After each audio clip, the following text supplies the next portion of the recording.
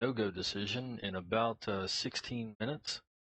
Assuming all continues on track, Starliner's orbital maneuvering and attitude control thrusters, or OMACs, will fire up at 6:23 a.m. Central Time, and that will drop the spacecraft back out of orbit and begin the journey home. Given that, Starliner should touch down for historic first landing at White Sands Space Harbor in New Mexico at 6:57. At the moment, though, NASA is the team here in the mission control room is still got a lot of work to do to finish preparing for that launch. And earlier in this shift, this team got a briefing on the weather at White Sands, which is looking promising today. It's definitely going to be chilly for the landing team heading out to meet Starliner. Temperatures are expected to drop down to around 22 or 23 degrees Fahrenheit. Right before sunrise, which is when Starliner's going to come down. And that's about and then their clouds are scattered, but the wind should be light. All in all, it'll look pretty good. Unfortunately, though, we have chosen the longest night of the year to bring Starliner home. Happy winter solstice to everyone. It's going to be about 5:57 a.m. Mountain Time there in New Mexico, and the sun won't be up until 7:04. So we will have some cameras out there. You can see the landing team gathering here, what it looks like now. We'll show you as much as possible, but it will be dark for a little while. So we have a lot coming up to show you here on NASA TV. But before we get too far into the landing operations, we do want to look back at Friday's launch of Starliner.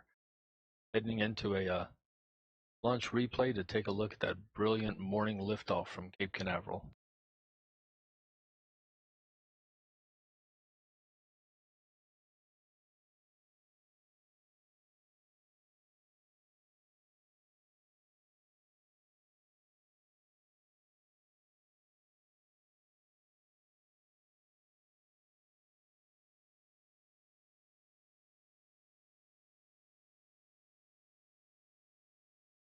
There you see the United Launch Alliance Atlas V heading into the skies above Cape Canaveral.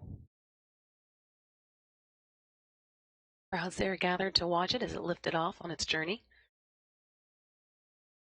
Launch was, of course, timed to catch up precisely to the International Space Station's orbit.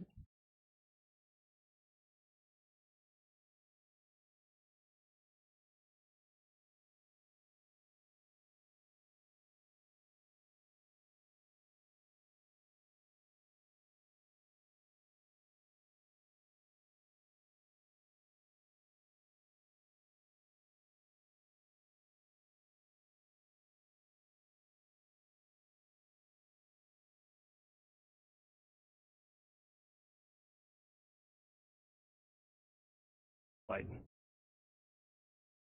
Body rate responses on the vehicle look good. 1 minute 30 seconds in, standing by for SRB burnout. And we have burnout on both solid rocket boosters. Atlas will hold on to the SRBs for an additional 48 seconds prior to jettison. RD-180 has gone back up to full thrust as expected. Engine response looks good. 1 minute 50 seconds in. Atlas is now 17 miles in altitude, 11.5 miles downrange distance, traveling at 2,300 miles per hour. Now passing 2 minutes into flight. RD-180 engine operating parameters continue to look good at full thrust.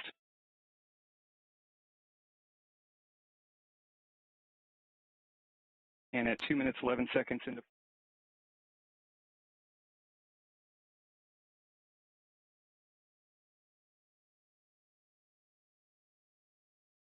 So it really was a beautiful launch, and despite the fact that we're not going to be visiting the space station, we are still accomplishing a lot of Starliner's mission objectives.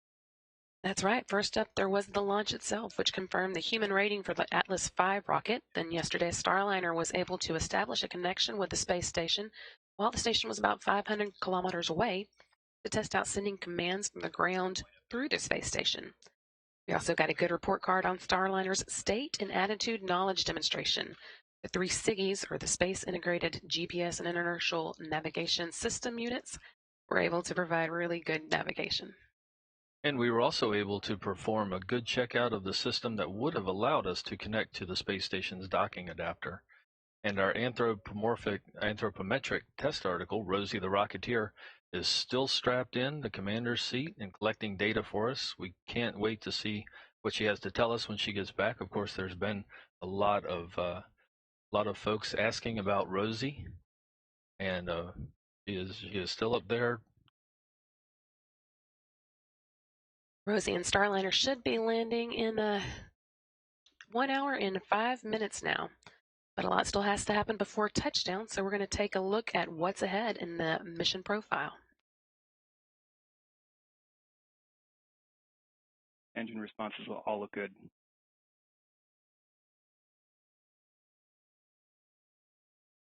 Three minutes, 55 seconds into flight.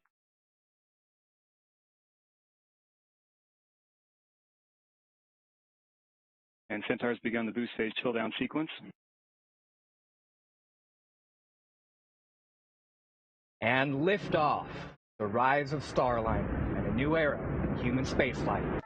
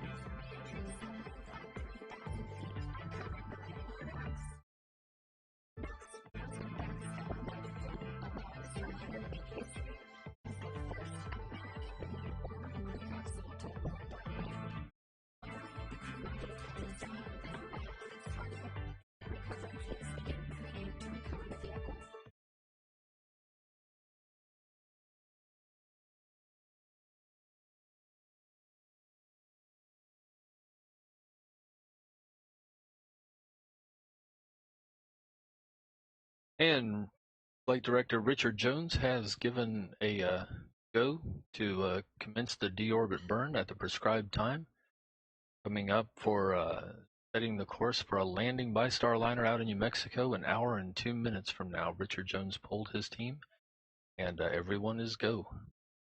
It is pending one last bit of work that needs to be done on the propulsion officer's side, just making sure that manifold valve is open on the orbital maneuvering and attitude control system. That should happen about 10 minutes before the deorbit burn. So the first step in getting there, of course, and getting back to New Mexico is the deorbit burn, and that is coming up at 6:23 Eastern Time.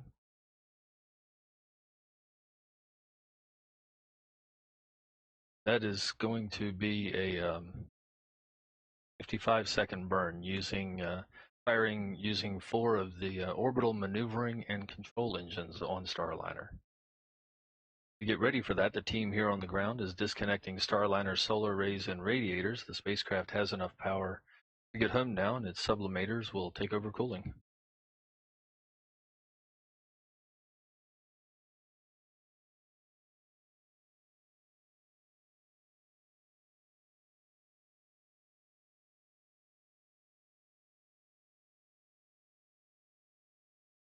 And as we promised, we have a number of teams around America taking part in today's landing operations. One of those teams is, of course, down at White Sands, New Mexico, at the landing site, and We're going out there now to Boeing's Josh Barrett and NASA's Dan Hewitt. I imagine this setup looks quite a lot different. How do you expect this to go? Yeah, it is vastly different. I mean, if you follow the International Space Station, we've been landing our astronauts in Kazakhstan in the Soyuz for several years now, and it's a lot of airborne assets. It's an extremely remote area, so there's no way to really drive on except in limited vehicles. One of the nice things about bringing landings like this back to America is we're much closer to cities, much better infrastructure, things like that. So it's great to see the convoy lined up. We've had a lot of exercises with the teams out here just over the last year or so as they've refined all of their procedures and everything to get ready for this landing. It's running like a well-oiled machine now. There's a bunch of different teams. Everybody's color-coded, so they all have their specific jobs, but it's great to see. Why don't we walk through some of the teams and what they're going to be doing today? Yeah, so let's start over here, Tim. Why don't you follow me? So let's go up here. We'll kind of go line by line for the convoy. So we have our command vehicle up front here. That's where our recovery operations leader is and our recovery director. Those are the two guys who are really in charge of this whole operation, make sure the procedures go exactly as planned. Right behind them, we have our gold team. They have a very important job. They're the first to the vehicle, and they actually sniff for hydrazine. Now, the crew module uses hydrazine as a propellant, and if it does turn into a vapor, it can be very toxic and damaging to your health if you inhale it. So they will be full up in escape hazmat style suits protected from that hydrazine. They use these special sensors to sniff for it and make sure the rest of the recovery convoy can come up to the vehicle. Now going over here, the next line, we have our silver team. They're right behind gold team after gold team clears it. Their first job is to ground the vehicle. So the vehicle will be powered down, but there could be some residual electricity on it. And so before anyone can touch the vehicle, they're actually going to ground the vehicle and discharge any electricity from it. Then up next is blue team. That's us. For the blue vest, we're in charge of showing everyone what's going on. We've got situational awareness cameras, all of the microwave equipment to get back to our satellite uplink and make sure you guys can see this recovery effort. Next, we're going over here to the green team. So you see these big HVAC trailers right here. They're going to hook those up to the crew module to get some ground cooling on it. But their very first job, since it's so cold, it's 22 degrees, they're going to put an environmental enclosure on the crew module. Looks kind of like a big inflatable crew module sized bouncy house, but it's going to wrap around the vehicle, hug it, and we're going to get some warm air on the crew module and make sure the propellant lines don't freeze. And then after them is the red team. They're a lot of fun to watch. They are mostly Boeing fire rescue employees. Let's go up here and so I can show you the mobile access platform. So here, that platform will get backed up to the hatch on the crew module. That gives our teams access to the hatch. Right now, since there's no astronauts on board, we're just going to open up the hatch. One of our engineers, Selena Dopart, is going to go inside and run a couple of tests. But on a crew landing, that's where the crew will come out of the vehicle and be taken into this medical truck right here behind me for their initial post-landing medical checkups. And that's pretty much the convoy. So I'm going to go back here over with Dan. Yeah, thanks, Josh. Great walkthrough. And as you can tell, he's really wanting to keep moving. Pretty cool out here. We are on the blue. We are going to be guys a couple of capsules today. Assets out here. From us. Tracker main trucks that drive out here, the MDTV, the MLCC. So we have our MDTV, that's mobile data and tracking vehicle. It's got 3 cameras on it. 2 of them are visible, 1 of them is infrared, and since it's so dark out, that's probably what we'll be relying on. And then next to it, we have our mobile command vehicle, the Mobile Landing Control Center. Those guys are looped in with Houston. And, that's really our link back to mission control. That is where the notification that the crew module has landed will come through. They will relay that to us on our field radios, and this whole thing's going to get moving. Yeah, and so in addition to those assets, we'll have a couple more ground track cameras that we'll be looking to bring views of Starliner coming down for. And once again, we're going to have a WB-57 in the air, getting some views of Starliner as it's doing that entry interface, so plunging through the Earth's atmosphere, and then watching the parachutes come out, the heat shield jettison, a number of different things. So we are working to bring you all those views during the live coverage today. It is dark, so it's not going to be the prettiest picture, but we should have some great shots of Starliner coming down. And I do want to reiterate the teams we have trained. Actually, it was a couple months ago. We were right here at this very landing site, training in pitch black conditions. We were reporting at 1 a.m. It was quite a bit warmer. It was. Yeah, we're ready for this here. The team's ready for it. We've been on site since 1 a.m. They are locked in and ready to execute and ready to recover the first American orbital capsule to land on land. Yeah, and there's going to be a couple of events on the way down, and I know Steve and Brandy are going to walk you guys through this quite a bit, but we're going to be looking for a couple of key things after that entry interface. So once they're through the atmosphere, that forward heat shield's going to come off and descend under parachutes. The drogue chutes are going to come out, and once those have done the initial steadying of the vehicle, the pilots will deploy and then bring out the main parachutes, which is going to do the vast bulk of the slowing. And then once we get down a little bit lower, I think a couple thousand feet off the ground still. About 3,000, yeah. About 3,000, that heat shield's going to pop off, and that's going to reveal the landing airbags, which will inflate and then allow Starliner to come down nice and soft on the ground. What's that final speed as we touch down again, Josh? It's about 28 feet per second. I know you asked for miles an hour. I think we're about 19 miles an hour. But that's still a very soft landing, especially under those airbags. All the testing we've done, even on worst case scenarios with airbags out, coming down faster than we predicted, the loads on the crew were actually lower than we predicted in our analyses. So that's a good surprise to have. Yeah, and a lot of the operations that we're going to see today will be very close to the exact same as when we have a crew on board. Some of the obvious things that will be different is we're not going to be pulling anybody out of the capsule today. We don't quite have all of the same medical personnel that would come. If you've ever seen a Soyuz landing, it's very common for the crew to come out, and then they always have a flight doctor with them, a flight surgeon. That's somebody who's assigned to a crew member before their flight, during flight, and after, just to provide that medical care. Nurses and a number of other personnel who are just kind of there on location for the crew.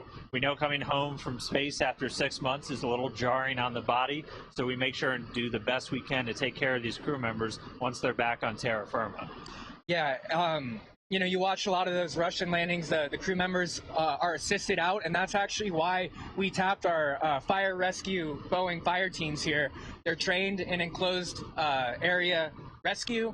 They're going to actually go in and extricate those crew members. That's actually a word I learned recently. There's a difference between extrication and evacuation.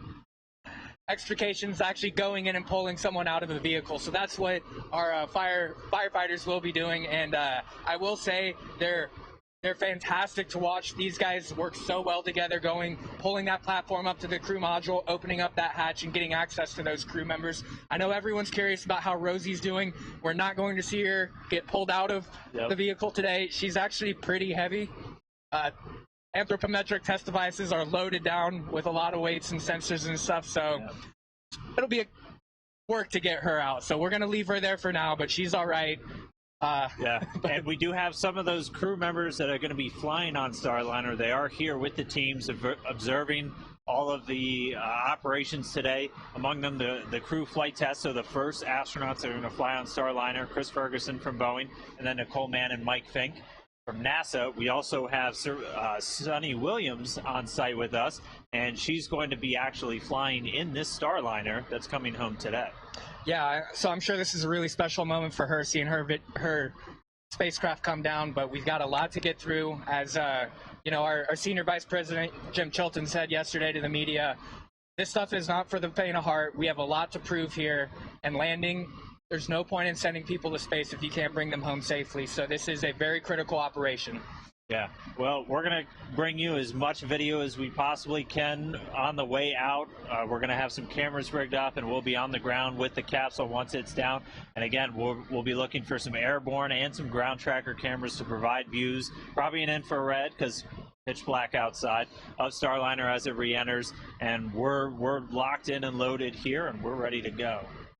Yeah, so Steve and Brandy, we'll go back to you guys for updates from the flight control team. That deorbit burn should be coming up soon. Thanks so much, Josh and Dan. We really appreciate y'all braving the cold to bring us those views, and we really are looking forward to what you're going to show us a little bit later. And at this point, speaking of things that are coming up, Starliner is over the South Indian Ocean, heading below Australia before it comes over the Pacific, where it will perform the deorbit burn in about 16 minutes and 18 seconds. And at that point, after the deorbit burn, of course, the service module that is on the attached to the crew module will separate, and that will re-enter on its own. It will not. It's basically going to be disposed of, and the crew module is what will fly then through the heat of re-entry and on over the skies of New Mexico, where Dan and Josh are waiting to retrieve it.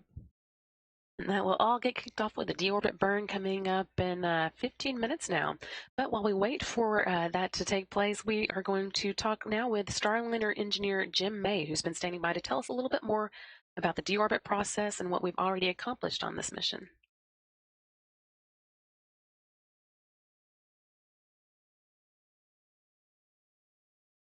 On this program is making sure that the way we train is safe enough for us to fly.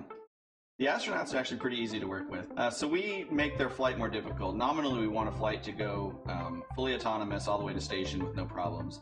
But in the event of an emergency, we have to train the crew to be able to react to those emergencies in a safely and timely manner. So we make their job as hard as possible by adding as many problems as we can during the training sessions. Chris Ferguson was my hiring manager. He was the first person I talked to on this program when I got started. And so making sure both your friend, your manager, your astronauts representing your country, making sure that they're safe is extremely important to me.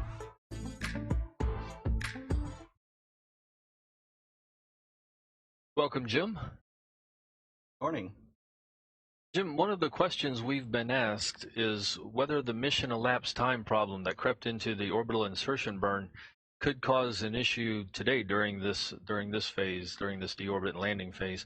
Tell us how the software has been tested in the past 2 days to confirm that this problem is not going to show itself again. Sure. So the mission elapsed time has been updated. The flight control team, Richard Jones, they recognized that. We're able to command the vehicle to change its mission elapsed time, which then goes into all of the flight management computers. So all the computers are now in agreement with what the mission elapsed time should be, and all of the continuing automated flight features that use that time are going to follow it and have been successfully following it ever since. That's great news. So I know that the software is really able to do a lot for Starliner and handles a lot of the mission events, but how does that interact with the team here in Mission Control? The team in Mission Control is watching what the flight control system is going to tell the vehicle what to do. So there are parts of the spacecraft inside of the flight software that say, hey, this is where the vehicle needs to point, and this is where the vehicle is going to need to go to in the future in order to do things like deorbit or rendezvous and things of that nature. So the flight control team on the ground is looking at that data and maybe making updates to it should they be wanting to make any changes to the flight plan in the future. But the ground control team always knows where the vehicle is going to be pointed, where it's pointed now, and everything that it wants to do to remain on the flight plan as designed. And Jim, you've been working this program for a while. Tell me about some of the things. How are you feeling with the way? I mean, just to see that Starliner is up in space and now it's getting ready to come home. What are some of the things going through your mind now? You know, this next phase of flight is a very critical one. It's one that we actually train a lot of the crew for most extensively, and so I'm looking forward to seeing the spacecraft fly the automated reentry plan just as we designed. Because you know that's all we care about. The thing we care about the most is the safety of the crew. So seeing that the automated flight plan can go as expected is great, because we are also training the flight crews to be able to take over should there ever be any issues if they need to.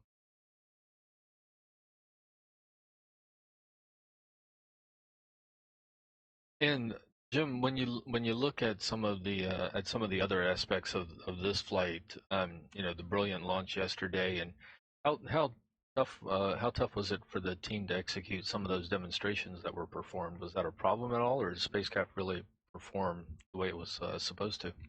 once we have the spacecraft in a stable orbit, we've been able to perform the demos just like we planned, just at a slightly different orbit. So being able to test the propulsion systems, looking at the vision, the navigation system, being able to check out the star tracker, which is telling the vehicle where it is relative to the stars, relative to the sun. All of those things have been working just as planned, and the flight control team has been able to follow the flight plan for each of the demos exactly as we wanted to do it. So all the systems have been working nominally since then, and doing everything we need to do to check out the vehicle for crewed flight. And I guess coming up will be another big demonstration with Starliner making its way back to Earth. Exactly. Can you walk us through some of the events that we'll be seeing over the course of the deorbit and landing? Sure. So we're going to do a deorbit burn, which is going to take the Starliner at the altitude that it's at and lower the future altitude so it actually comes into the atmosphere. Where it comes into the atmosphere is a place called entry interface. Once the spacecraft enters the atmosphere, it is then going to start controlling itself by doing turns and firing its thrusters to keep the spacecraft coming down towards our preferred landing zone at White Sands. And so while the spacecraft is maneuvering, it can change how far left or right it's going to go. It can change how far or how close it's going to come down on the ground. And all of those things that are going to be done by the automated flight system. Once we have come through the atmosphere and slowed ourselves down enough, we're actually going to fire some drogue parachutes to slow the vehicle down. From there, we'll pop out the heat shield, pull out the airbags, and then we'll pull out the main parachutes to come down on a nice soft landing in White Sands. And Jim, we had the early difficulty with the mission elapsed timer, and it's really all the teams have been working very hard since then, and of course, none of the past couple of days have been the teams have been working the whole time. Give us a little bit more insight. We touched on this earlier, but give us a little bit more insight into what that evaluation process has been, and y'all are dealing with a lower orbit than expected, but it is still something that is manageable. Am I understanding that correctly? Correct. So Starliner is designed to fly anywhere in low Earth orbit. So the fact that we're at a slightly lower than planned orbit does not mean the vehicle can't perform like a spacecraft that can fly automated and on its own. So the processes we've been going through work the exact same way as if we were at a slightly higher orbit. It just that we have we go around the Earth a little bit faster because our altitude is a little bit lower. But the teams have been able to operate the spacecraft using the exact same commanding, the exact same plan for the order of things that they're going to do than they would have done for the normal mission profile.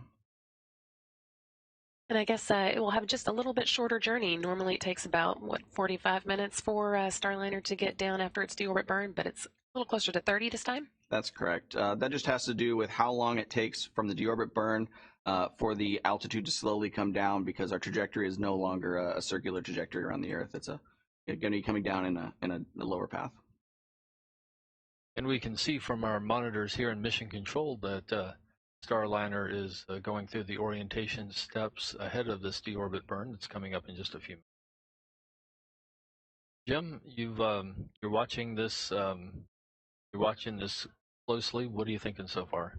Everything's looking good right now. We've got the vehicle pointed where we need to do the deorbit burn. It looks like the flight control team is all happy. GNC, my background from school, I'm happy now because that's the type of thing that I really studied for. So we're looking good for the deorbit burn. We're hearing here in Mission Control that the Starliner is on its way into burn attitude now.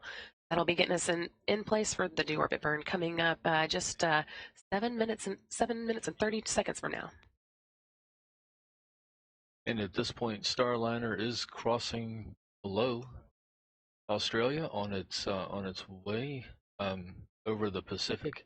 It is going to fly back on what is called an ascending node, which basically means it's coming up from south to north on this pass, going over Baja California and then over New Mexico on its way to White Sands.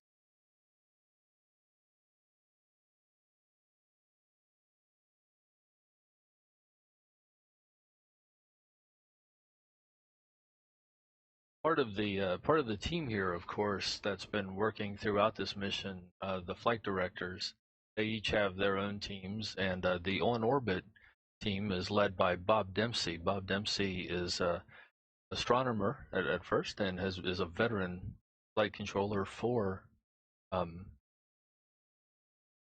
Space Station and now for Starliner. Here's a look at Bob Dempsey.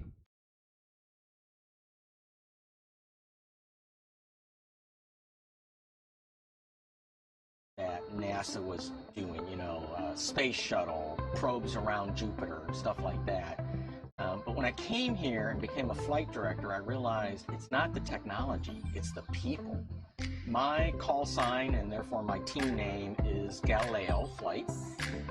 That's an homage to the fact that I'm by training an astronomer, so I had that heritage coming in here, always interested in exploring. When the chief of the flight director's office called me, I was very surprised. Of course, I'd applied and hoped to be selected, but I really thought the odds were pretty limited because it's a small contingent of people. In fact, there's been less flight directors than astronauts in the history of NASA.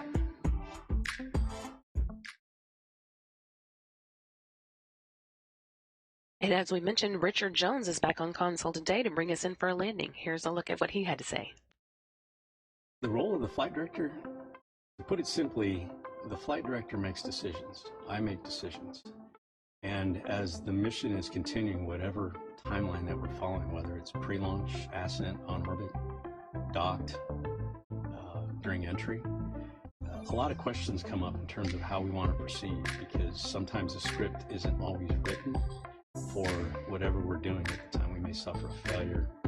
We may have to react to different priorities, whatever is changing.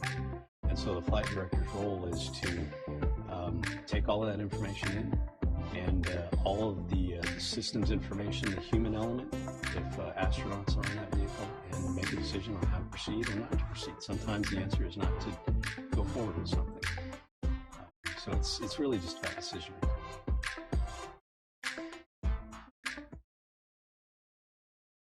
Other members of our star team of flight directors are Ed Van Cise, who was covering the what we call the third shift, and also Mike Lammers, who is sitting with Richard Jones today. He's been kind of the weather flight director for both launch and landing. Also, at the flight control console, you've got a couple of Capcoms on shift with us. We have Tracy Caldwell Dyson and Josh Cassida. Josh is actually scheduled to take his own flight on this Starliner that is currently in space now. He'll be on the second crewed flight of Starliner. Each of those teams spent about 9 hours in mission control at a time, with 1 hour on either end of the shift devoted to handover for the oncoming team. Together, these teams have seen Starliner safely through the mission thus far, put it in the best configuration for a successful landing, coming up in just 37 minutes now. 37 minutes down to New Mexico. The GNC position here reports that Starliner is in the correct attitude towards the orbit burn that is coming up. At this point, the service module and the crew module are both still attached to each other. It will be the service module's OMAC engines, 4 of them, the orbital maneuvering and control engines, that will power the deorbit burn. They are each 1,500-pound class thrusters, meaning that this 55-second burn will be about 6,000 pounds of thrust. That will slow Starliner from its current orbital velocity and let it fall into the atmosphere, and ultimately fly to New Mexico and touch down in White Sands. The OMACs are just about done with their duty for this mission, but they will also help us move the service module away from the crew module once the 2 of them disconnect after the deorbit burn.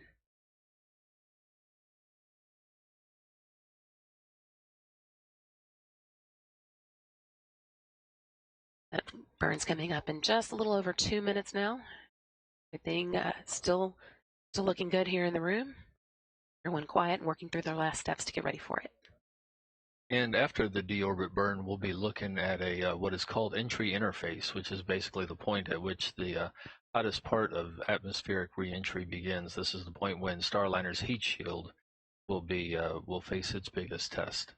It's going to get up to 3,000 degrees, and the plasma will form around the spacecraft. The heat shield is going to provide a barrier to that. It's an ablative heat shield of Boeing's design, and that's going to protect Starliner and all of its systems. A lot to protect it from. 3,000 degrees is almost 1,000 degrees hotter than lava. So it's got quite a job ahead of it. And all that takes place about 75 miles above Earth. We are about a minute 13 seconds away from the deorbit burn here. Watching, this will be Starliner's 33rd orbit of the Earth that this return is happening on.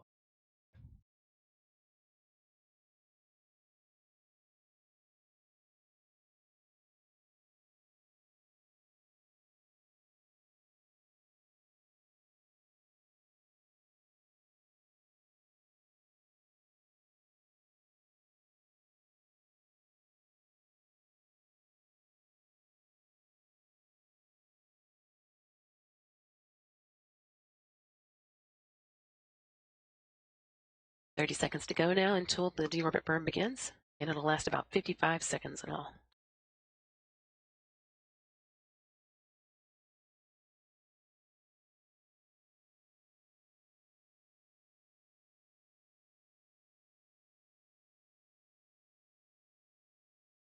Ten seconds to deorbit burn.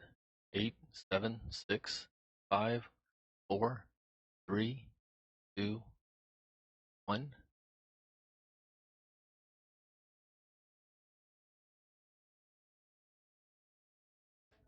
Deorbit burn in progress. Good control reported. 4 Mach thrusters firing for about 55 seconds to slow Starliner down to begin its return to Earth. All looking good thus far.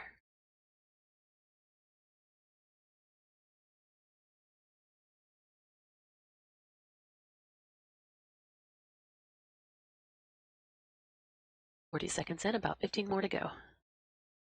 Starliner, we can see, is maintaining its attitude. The Mach thrusters are firing. Smaller RCS thrusters are keeping the spacecraft in its position.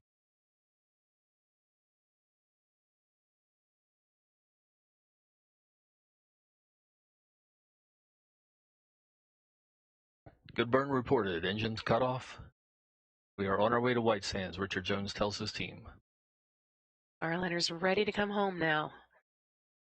Next up, as we were just talking about, is the entry interface. That'll be coming up in about 16 minutes. But before that, Starliner does want to get rid of the service module so that the crew module can make its way home on its own.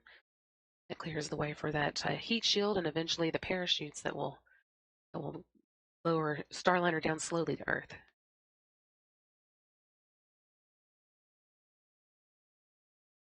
The Starliner is on a path coming home now. Its speed is dropping, and we will soon be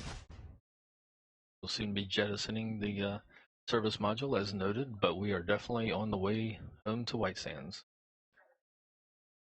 Moving into attitude to get rid of the service module now.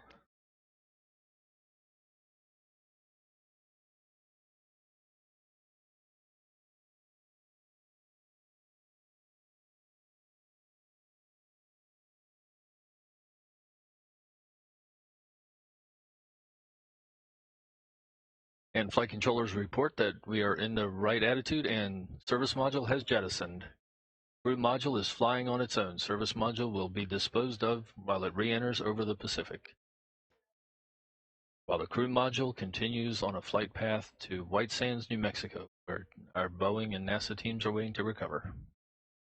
Right now it's up to the reaction control system on the crew module to flip the crew module back around, get its heat shield pointing into what will soon become a very hot spot.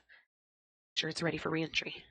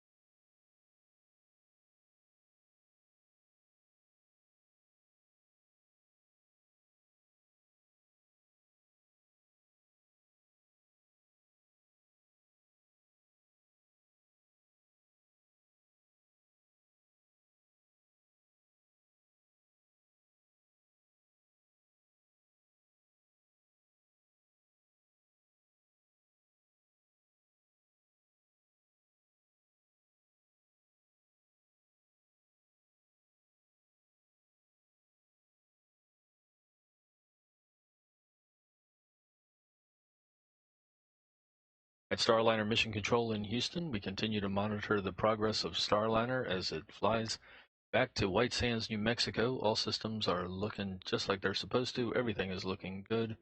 Crew module is positioning itself for the re-entry. We have entry interface coming up in 13 minutes, 40 seconds.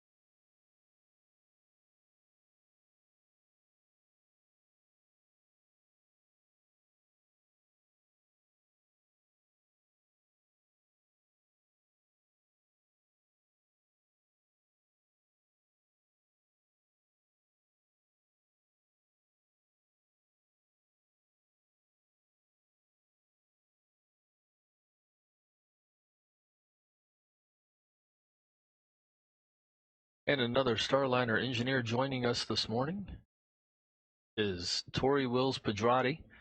You might remember from our launch coverage a couple days ago. Tori is an expert on the heat shield of Starliner and many of the other systems. Tori, what are you thinking? What are you thinking right now as we proceed towards this reentry with Starliner in a good attitude and heading over the Pacific on the way to White Sands? Thanks, Steve. This is a really exciting morning, right, for Starliner to be able to show not only a good SM separation, but also a good attitude coming down into White Sands. So this is just a really good place to be in for the vehicle, and it's going to be upcoming here soon that we're going to get to test the heat shield. We have tested that heat shield here in the atmosphere at Ames with NASA a couple of different times in an arc jet, which is really cool and as close as we can get to those really hot atmospheric temperatures on Earth, but there's nothing like a flight test to prove the safety and reliability of something as important as the heat shield. And now that we are, let's see, 11 and a half minutes away from beginning to experience entry interface, it's really coming down to the crunch time. Yeah, it is. And again, this is just really exciting, and it's going to be a really good test of that heat shield. Now, a good thing to remember about the heat shield is that it's a game of threes. So the heat shield is going to see about 3,000 degrees at entry interface, and it's going to convert that heat to about 300 degrees on the interior of that inner mold line with about 3 inches of ablator. So it's a really great technology that Boeing has developed, the Boeing lightweight ablator that we have on the vehicle.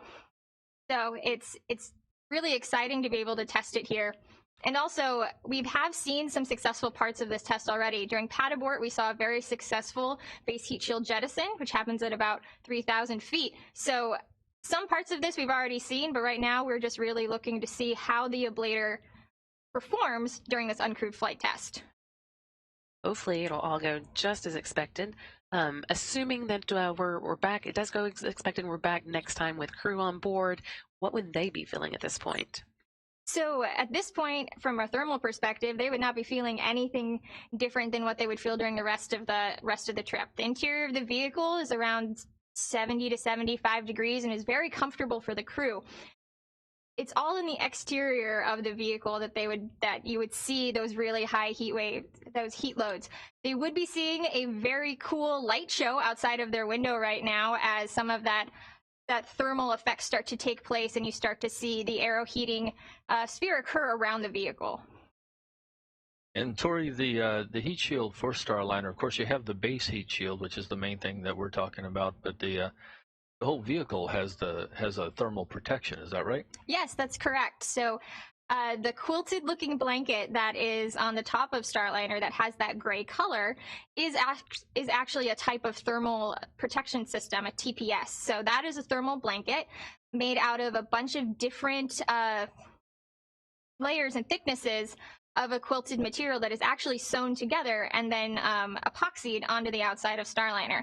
And while that part of the vehicle will not see the high heat that the base heat shield will, that gray color and the density of that TPS still protects the vehicle, not only from the high heat of reentry, but also from the really cold temperatures when we're on orbit. So both of those are important when we think about thermal protection systems.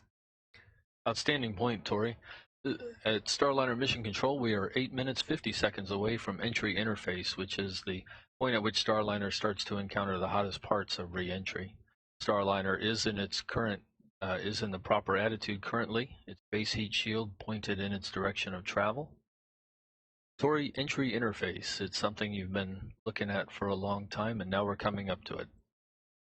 Yes, so when we did analysis on the heat shield and when we were designing and, testing it, entry interface is really when we would start caring about the thermal loads the heat shield would see.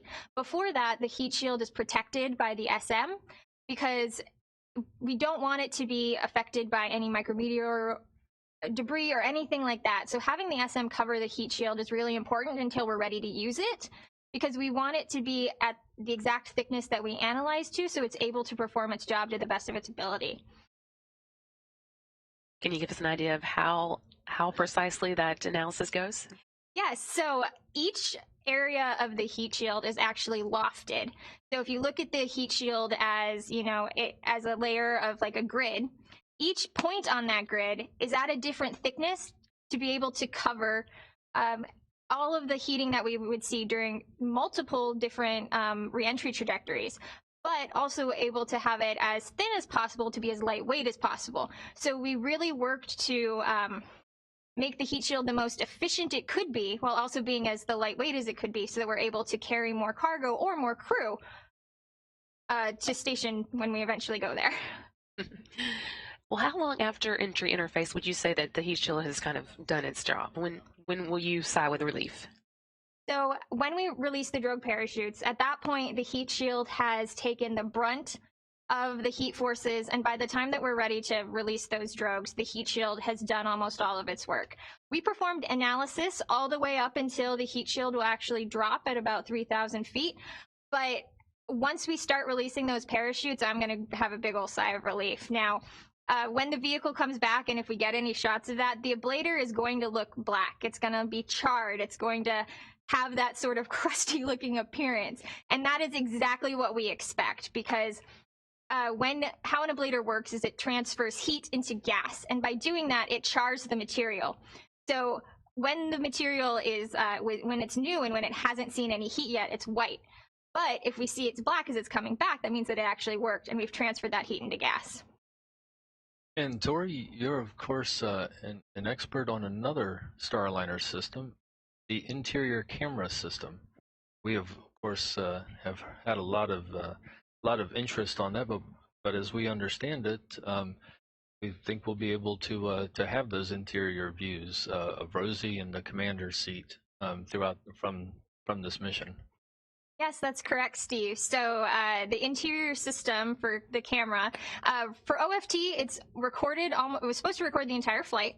We definitely got all of the uphill. And then when we got into our orbit and we were stationary, we did have to do some powering down. So the camera system was powered down for a short amount of time, but then it came back on, and we powered it back on as we started to do reentry. So we'll be able to see Rosie and Snoopy, not only on the uphill ride and as we orbit a little bit, but also during this reentry. So that's going to be really valuable engineering data for the teams to be able to see how Rosie is affected, as well as using her sensor data. But also, it's going to be great to be able to show the American public what sort of ride they expect. We have 4 cameras in the vehicle, and one of those is actually pointed out the window. So you're going to see some really cool, hopefully, views of the Earth, and then, that heat that we expect around the heat shield during reentry. So excited to get that off the vehicle when it gets home. It's an exciting time. We did have a Starliner performance deorbit burn at 6:20 off the vehicle when it gets home. It's an exciting time. We did have a Starliner performance deorbit burn at 6:23 a.m. Central today, putting it on its journey back towards a landing in New Mexico, just 20 minutes away from now. We'll be coming up on that entry interface that we've been talking about in about 4.5 minutes. So we'll keep talking with Tori for a little longer. So Tori, speaking of the camera system, it's of course made for the crew that's going to be flying this same vehicle after PCM, and of course before that there'll be the crewed flight test mission with Boeing astronaut Chris Ferguson and NASA astronaut Nicole Mann and Mike Fink.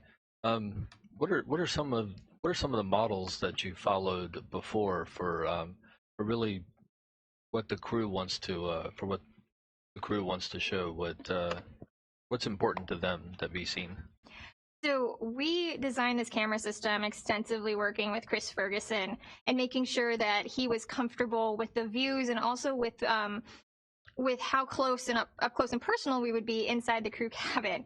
So that sort of data that we're going to be able to get from 4 different camera views on the interior of the Starliner is going to be really valuable to training astronauts in how to use our systems down the road, and also to sharing the Starliner story with the public. Now, for CFT, we're going to have some enhanced capability. We're going to be able to show docking live through the ISS. You'll be able to see the hatch opening ceremony and the crew greeting the ISS crew for CFT. So that sort of moments of being able to capture is not only important for the crew, to be able to understand how the systems work and to be able to train others past them, but also to just be able to share the story and show everyone, that we've had a successful docking. Thank you, Tori. We are less than 3 minutes away from Starliner's entry interface with the atmosphere, 2 minutes 43 seconds. This puts us at 18 minutes 31 seconds from landing at White Sands, New Mexico. We're already beginning to see the altitude drop for Starliner really steadily, about 95 miles above the Earth right now, and quickly falling. Flight Director Richard Jones and his team of mission controllers are monitoring every moment of this.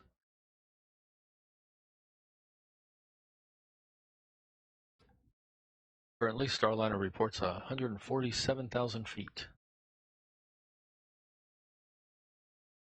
Moving under the Mach 25 orbital velocity, currently 24.6 Mach.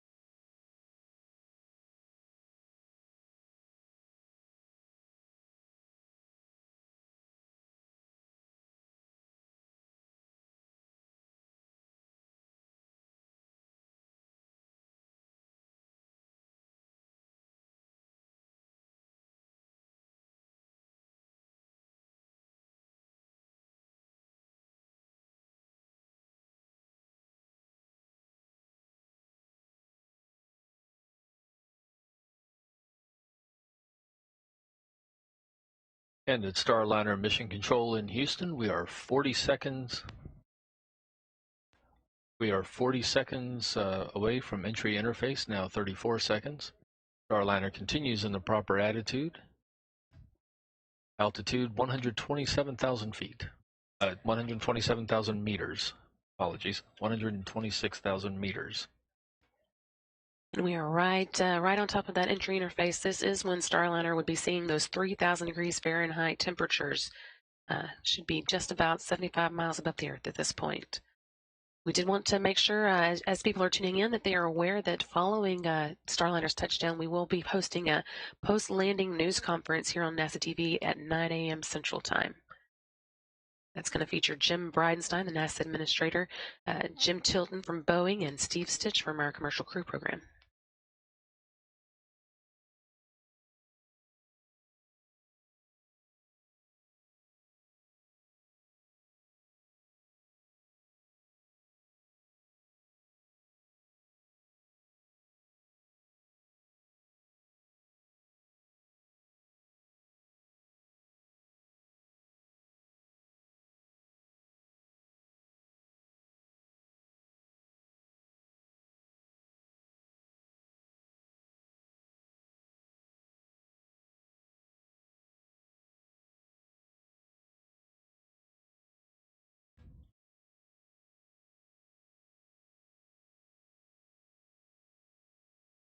And Starliner is a minute into entry interface into that phase of maximum heating during this re-entry back over the Pacific. Starliner is flying as a crew module alone. The service module has been jettisoned and disposed of.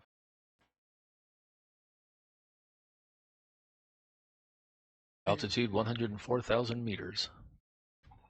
Entire team here in the room is quietly watching, making sure all the systems continue to look good.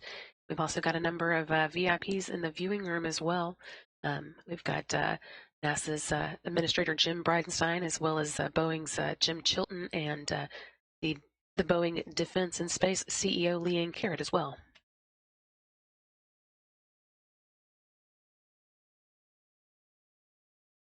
And we are seeing now on the landing track here in Mission Control as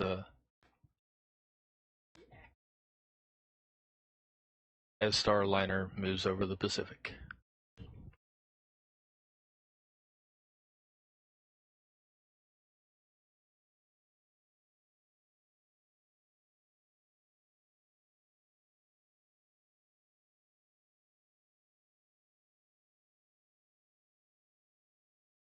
Starliner is 13 minutes 27 seconds from landing at White Sands Space Harbor, New Mexico.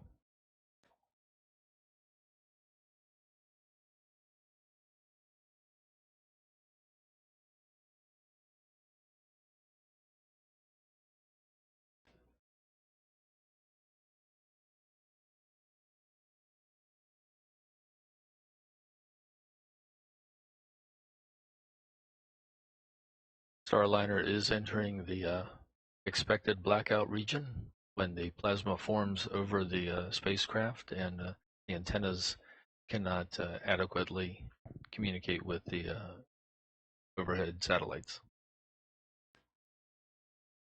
Currently 51 miles above the Earth, still heading in, making its way through that entry interface, about 3 minutes into it at this point. The next milestone we'll be looking for is the forward heat shield jettison.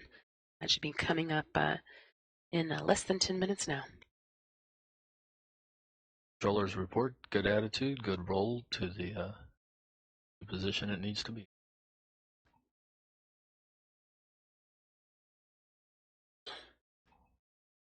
Starliner at 75,000 meters.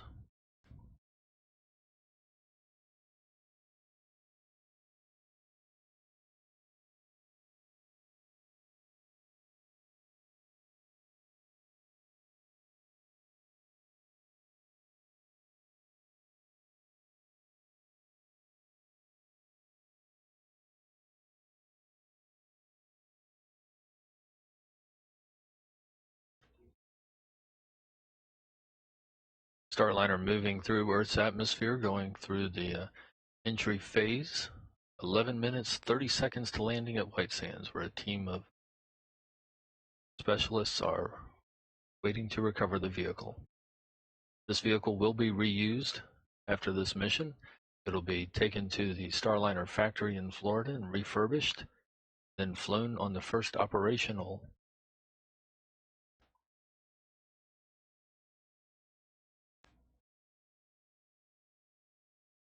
It'll be flown, slated for the first operational mission.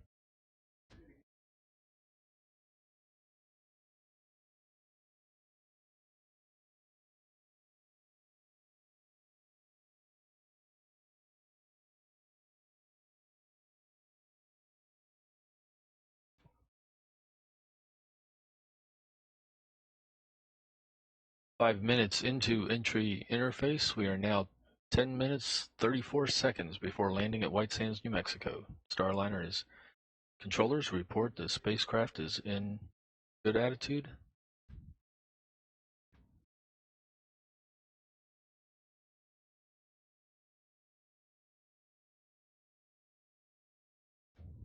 About 5 minutes away from when we expect that forward heat shield jettison. The first of the heat shields that will be jettisoned. Time we've got 10 minutes until landing, and the Starliner will be heading in the next few minutes over the Baja Peninsula, part of Mexico, and then into New Mexico, the White Sands Space Harbor.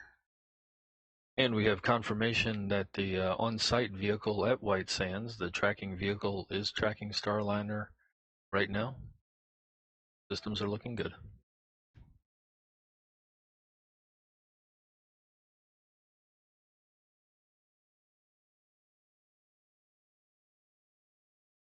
Nine minutes, 30 seconds to landing.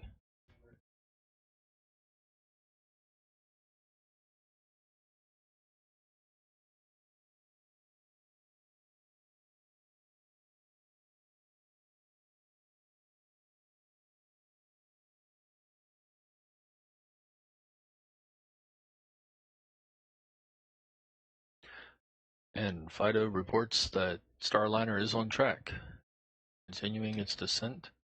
White Sands, New Mexico, altitude 51,000 meters. It's about 32 miles above Mexico at the moment.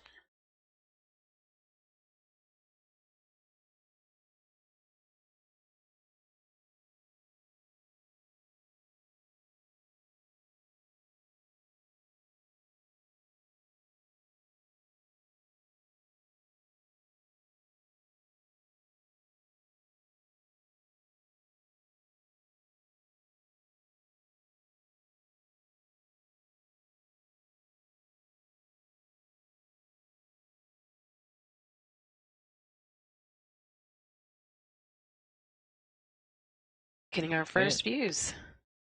We are getting our first views from the NASA WB-57. We see their Starliner continuing its plunge through the atmosphere. We are 8 minutes and 8 seconds from landing. That image is infrared because of it being dark, of course, over the skies of New Mexico right now. Still about 28 miles above the Earth as it continues making its way, just about crossing over the New Mexico border now. This video again coming from one of NASA's WB-57 planes using infrared camera. All systems are reported doing well. Spacecraft is doing well. Altitude 41,000 meters. 7.5 minutes till landing, and just a couple minutes now until we should hear about the forward heat shield jettison.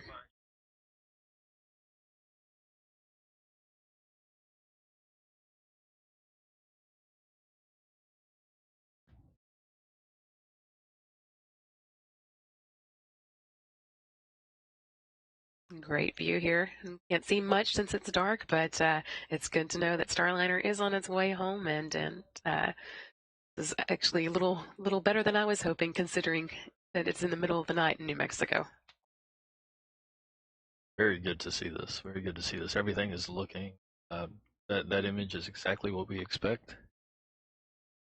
The thermal protection system on Starliner, of course, protecting the spacecraft from the heat of entry. Slowing speed down now, Mach 3.5. Of course, orbital velocity is Mach 25, so that gives you an idea of the velocity change. Now 17 miles above New Mexico.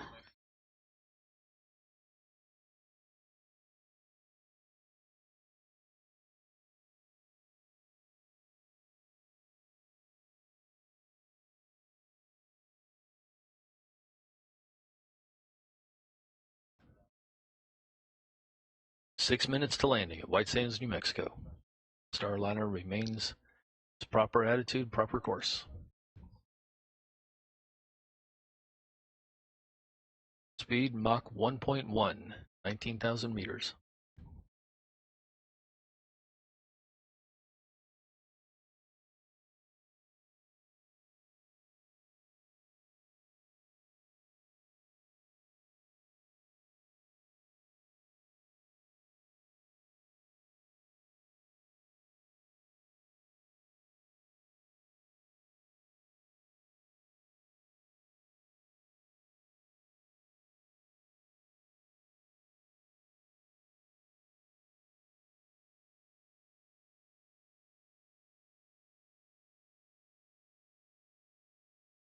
Landing recovery team has visual on Starliner as it comes down.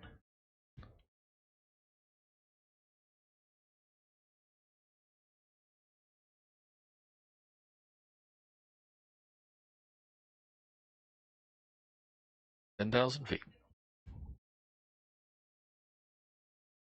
About 6.2 miles still above New Mexico, but we did just Forward get heat shield deploy. confirmation of that forward heat shield deploy. Everything Drogues out. will happen fast now. Drogues will start stabilizing the Starliner and slowing it down before the main heat shields deploy after it. Parachutes, rather, not heat shield. Vehicle is slowing rapidly. Mach 0.2.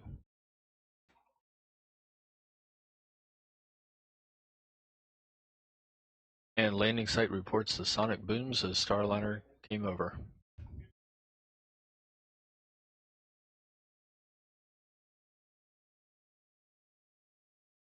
And we can see on that image the two pilot chutes, the two drogue chutes.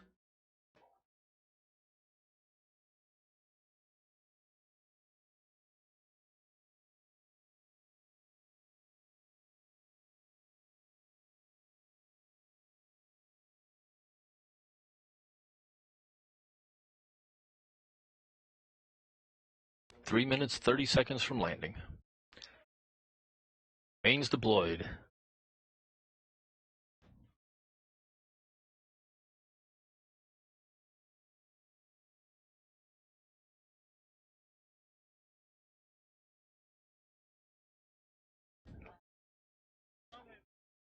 And we see three main chutes. Three main chutes. Billowing up, we have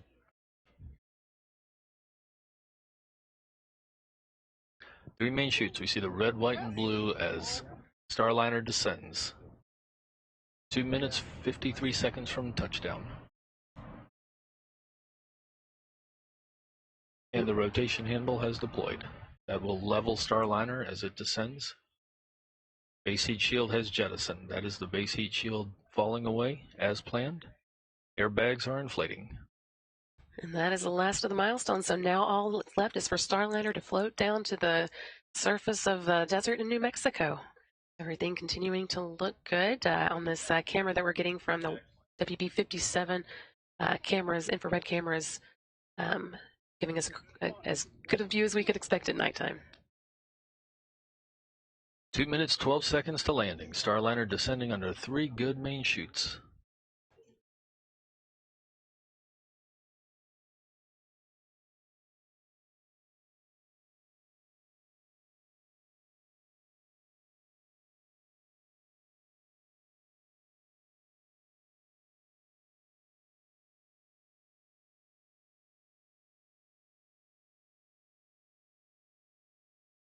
All six airbags are confirmed to have deployed, and they are fully inflated as Starliner descends to the desert down in White Sands.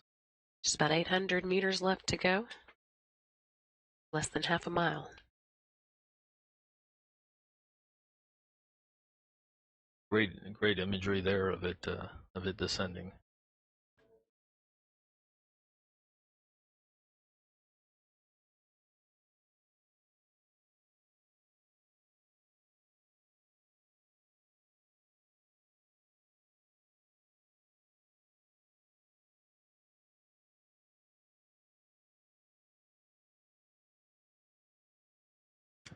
Less than 1 minute to landing, less than 1 minute to touchdown at White Sands, New Mexico. Starliner floating smoothly and softly under three main parachutes.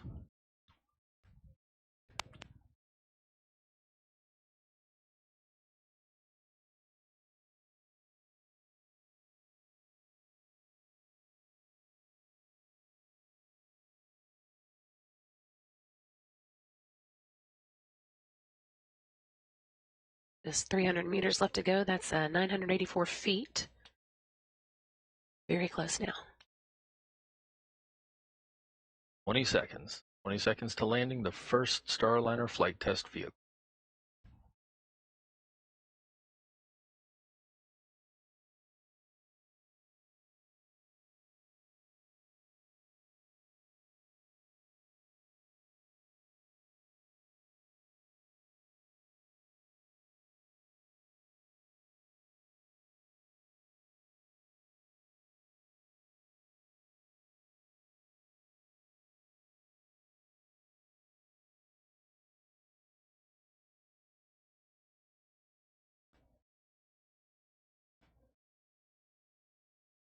And Starliner touches down in the desert in New Mexico. An historic landing in White Sands, New Mexico concludes the first flight test of Boeing's Starliner spacecraft, the first time an American-made, human-rated capsule has landed on land.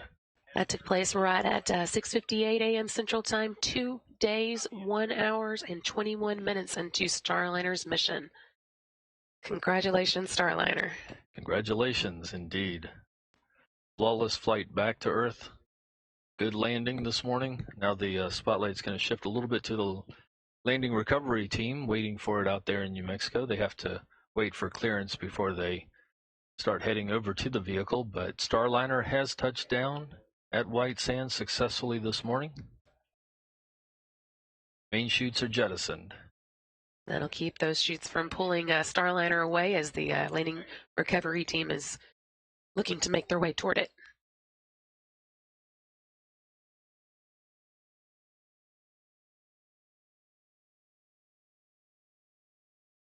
Once again, today's landing time was 6:58 a.m. Central Time or 5:58 a.m. Mountain Time local for Starliner. That again was 2 days, 1 hour, and 21 minutes into Starliner's historic orbital flight test. And Starliner systems have switched to ground mode. Right now, that means the vehicle is taking the steps it needs. Mission Control remains in command of the vehicle. We will soon see the landing recovery team head out. And we're going now to Boeing's Josh Barrett out with the landing recovery team. Josh, it was a beautiful landing from here. I can only imagine how it is from there. Steve, it was a beautiful landing from here. We had a spotlight on the ground. We could actually see some of those ordnance fires up in the upper atmosphere when that forward heat shield was deploying. We could see the strobing light on the vehicle all the way down. And then when those parachutes deployed in the spotlight, it looked almost ghostly as it drifted down and touched down at 5:58 here. As you can see, we are moving in the convoy right now. We've got our H2, which is actually the connection that I'm talking to you guys back from right now, right in front of us. Our recovery operations leader, we call him Roll. He's in contact with the recovery operations coordinator. That's rock and roll for you. They are leading us out to the crew module. I can actually see it strobing out in the distance on the horizon. We have the GPS coordinates locked in. That strobe is still going on, so we're just going to follow that all the way into the crew module. And then once again, Gold Team will be the first to approach the vehicle. We heard the radio call that there's no hazardous conditions for the LRT. That's the landing and recovery team. But we still want to make sure that everything is safe before the teams get around the vehicle. So again, Gold Team is going to approach the vehicle, sniff out, make sure there's no residual hydrazine on the outside or there's no propellant leaks. Silver Team is going to go in and discharge the vehicle, and then Green Team is going to go in and start getting that environmental closure around the vehicle and get some ground heating to it because it's so cold. We want to make sure those propellant lines don't freeze. And then the red team moves in, gets access to the hatch, and then I think we'll probably wrap up this broadcast right around hatch closer. When there's crew members in there, obviously we'll stick around until everybody's out, but you know, today getting that hatch open, getting access to the interior is really the final big milestone for the landing and recovery team. Now over to our east, we're starting to see the sun come up, so hopefully we'll have a little better lighting for you as we get into these operations, but you know, just a great feeling out here, hearing crew module touchdown on the radios just gave everyone here chills. There's a lot of cheers. Very happy team, and they're ready to rock. So back to you guys, Steve. Thank you, Josh. So great to hear that. Richard Jones, flight director here at Mission Control, said that looks like it's going to be a smooth ride for CFT, judging by how softly and smoothly this OFT vehicle, this orbital flight test vehicle, came down this morning. Sure, the astronauts on their way to see it will get their assessments as well. Hopefully, be just as enthusiastic as that. I know they're excited to be there. Just a reminder, we've got a lot of work left for this team here in the room, but in just a little while we will be going to a post-landing news conference that's going to be at 9 a.m. Central Time. So we've still got a couple of hours to follow along with Starliner activities here on the ground. But we will be hearing from Jim Bridenstine, Jim Chilton, and Steve Stitch at that time. Again, 9 a.m. Central. And also the landing team there in New Mexico, there in White Sands, reports that, quote, we hit the bullseye. So Starliner came down exactly where it was supposed to, right at White Sands, right where it needed to be. It was a spectacular entry this morning, and of course, remarkable images coming down as it.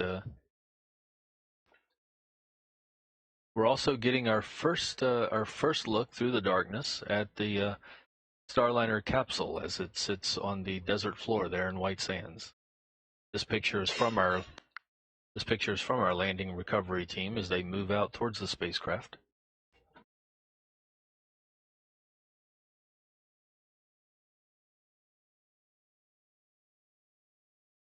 And you heard a little bit earlier from two of our Starliner engineers, Jim May and Tori Wills-Pedrati. They are standing by in the studio. Jim and Tori look great from here. New Mexico reports it look good. I can only imagine the feelings that y'all have experienced this morning. Thanks, Steve. It has been an absolutely amazing morning. Really trying just to keep it together and not cry on live TV. But it is a fulfillment of 7.5 years of work to see this happen and happen so successfully and make it look so easy. So this is just an absolutely great morning for me. That's, I feel the same way. We've been training. It's not just us as engineers, but we've put a lot of work into training all of the flight crew and the mission controllers as well. So being able to get them ready for this flight and have them control the vehicle, command the vehicle to come down safely in the desert means good things looking forward for our future crewed missions as well. And Jim, it's such a great synergy between not only the technical systems, right, but also our people systems. We had such great people on console. We've had such great people out in the desert. And then we also have a really great technical vehicle. So, like, seeing all of these things happen together is because of that really makes it happen. So, it's just excellent to see. Exactly. The team effort's great.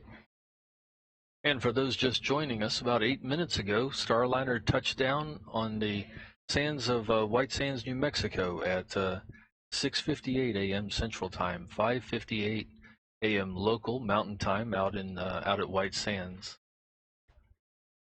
Seeing a replay here of that touchdown. Again, everything happened right on time. All the milestones, the heat shield jettisons, the parachutes, deployment, the airbags filling up, everything giving good indications for all of the landing system elements.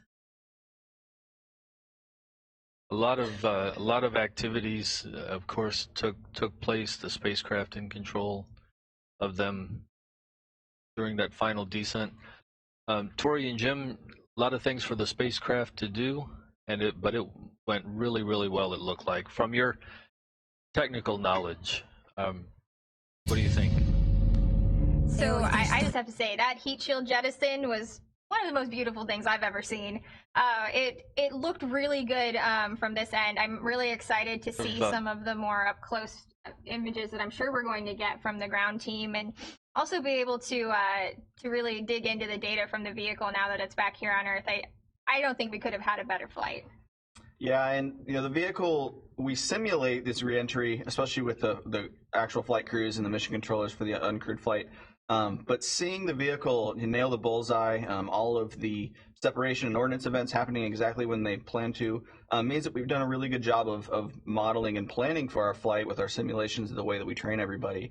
So seeing that work just as we plan means that we've got a good background moving forward into our future flights. And just a reminder that here we are about 10 minutes after landing. And the Starliner landing recovery team is making their way out to the spacecraft. We will hear more from Josh Barrett and NASA's Dan Hewitt as they get closer to the spacecraft, coming a little bit later. We are talking right now with Boeing's Tori Wills-Pedrati and Jim May, both engineers in the Starliner systems. You're also seeing some of the replays of Starliner's very successful very smooth landing this morning in New Mexico. Jim, you have the you worked. You've both, of course, been working throughout the last couple of days. When did you, Jim? When did you first breathe your sigh of relief as you watched it come down this morning? I don't think I really let myself start deeply breathing until we hit the landing. When the mains came out, that means we're coming down slowly. But you really want to make sure that the vehicle comes down soft and safely, because that means soft and safe for the crew. And so once it hit the ground, I let out a deep sigh. What a happy one. This is also just a big moment, right? Because we landed an American capsule on land with an airbag system. It's like the first time anybody has done this. So this is just really exciting to be a part of this. Right, and us coming down safely on land means that we're going to have the vehicle safe and ready for Sunny Williams to fly on her next mission. That means that we can safely bring back the cargo that we're planning on bringing back from station on the future flights, so we can get the research continuing, immediately after landing. We're hearing that Richard Jones here in the flight control team has handed authority of the vehicle over to the landing and recovery team. For Tori and Jim, I know that you would probably love to be there. What would you be looking for if you were able to be on site? So I would probably be in an ATV trying to go pick up my heat shield from somewhere off in the desert. Now it's going to be really important that we pick up parts of the pieces that we jettison, because that's how we're going to base our models going forward, right? We've done a lot of analysis on this vehicle, but it's getting that data and seeing those systems now that we've actually gone through reentry, which is really going to put us in a great place for when crew gets on the vehicle. And I've been working on the training systems and the simulations that we use to train everybody. So specifically, I'm looking to get some of the flight data recorder data and the data that Rosie, the Rocketeer, has, so we can take what we've learned from exactly how the vehicle flied and turn that back into a better training product for the future. And speaking of Rosie, the Rocketeer, we were expecting before this that Starliner would be coming down about the speed of an express elevator and a skyscraper. Is that kind of realizing that you're not in the control room? But I mean, is that kind of the way it looked to you? That's the way it seemed to be. Yes, the landing looked exactly like we had in the simulation. So everything looked great. Nice soft landing for Rosie. Can't wait to see that data, I'm sure. Like, we're starting to get some clearer pictures out at the landing site as the teams move in.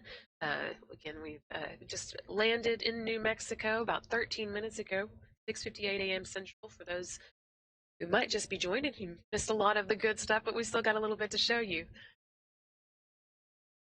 And one of their first tasks will be to put an environmental enclosure around Starliner. We can see the images there. That's the infrared views of the landing recovery team convoy of vehicles heading out to meet Starliner.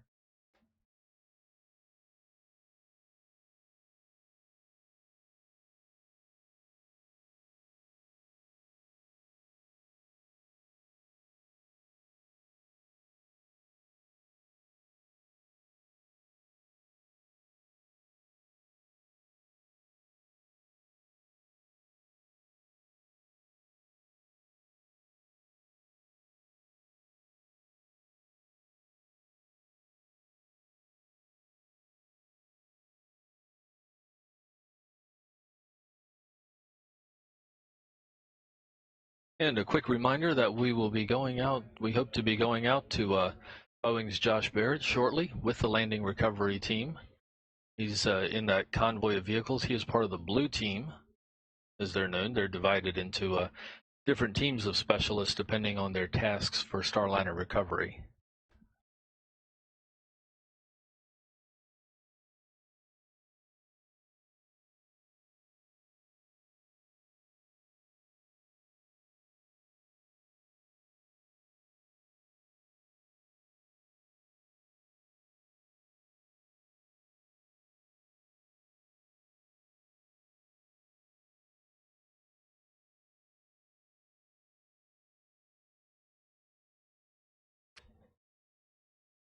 15 minutes after the landing of Starliner out in White Sands, New Mexico. Starliner landed after 33 orbits of the Earth.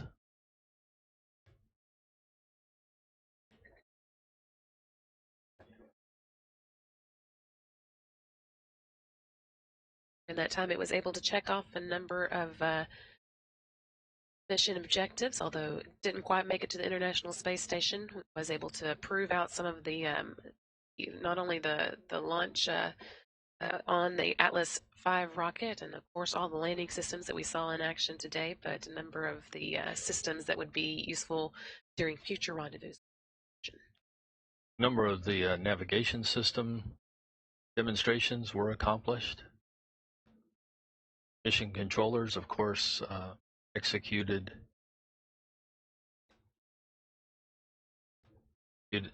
their operations, all while keeping an eye on Starliner. And Starliner, in fact, was able to connect with the International Space Station, though it didn't visit, and teams here on the ground were able to send commands from the station to Starliner. Once again, a reminder that coming up in about an hour and 45 minutes, that we're aiming for 9 a.m. Central Time, we will have that post-landing briefing when we expect to hear from Jim Bridenstine, Jim Chilton, and Steve Stitch.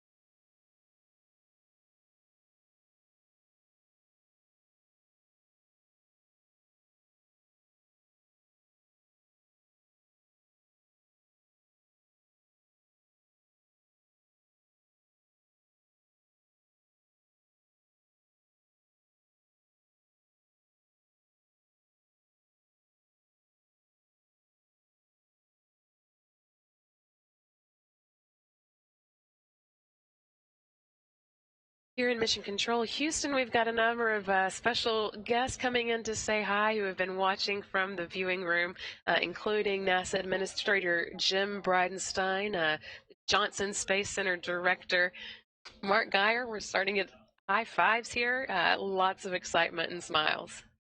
And this all follows a lot of work by a lot of folks.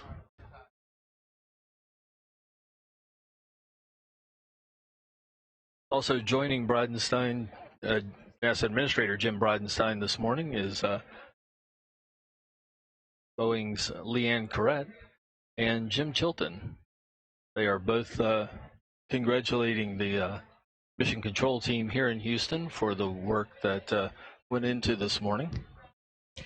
And we did mention earlier that the team here in Mission Control handed authority already over to the landing and recovery team on site with Starliner, so they're able to relax a little bit and start some of the celebrations. And we also have a report from the landing team, quote, "The vehicle looks fantastic." We hope to hear more from them coming up soon. We're standing by to get some more updates from Josh Barrett and Dan Hewitt on site there. And as you can see from the screen, NASA's Jim Bridenstine and Johnson Space Center Director Mark Geyer, joined by Boeing Space and Launch Senior Vice President Jim Chilton and Leanne Corrett, who is the President and CEO of Boeing Defense and Space.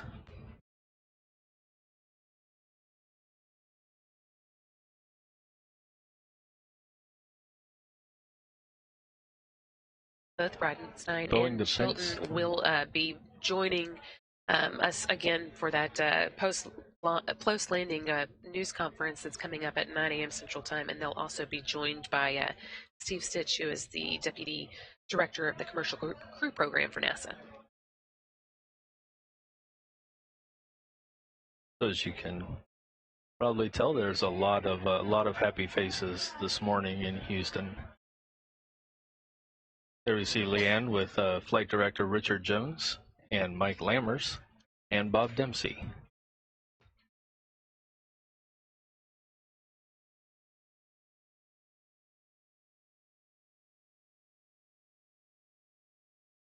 More team members continuing to pile into the room. I don't think the The congrats are going to stop anytime soon.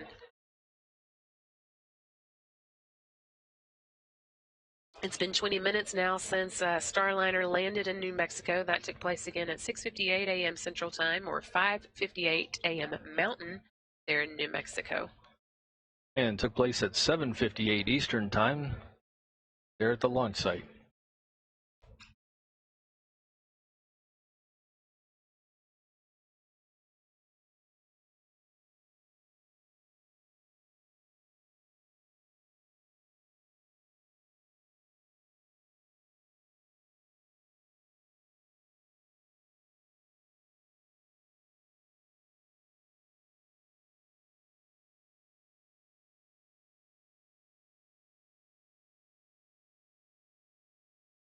And we've got a number of VIPs piling into the room, some of them that you might recognize, NASA Administrator Jim Bridenstine, as well as his Deputy Administrator Jim Morehard, and Jim Chilton, a number of Jims in the room today.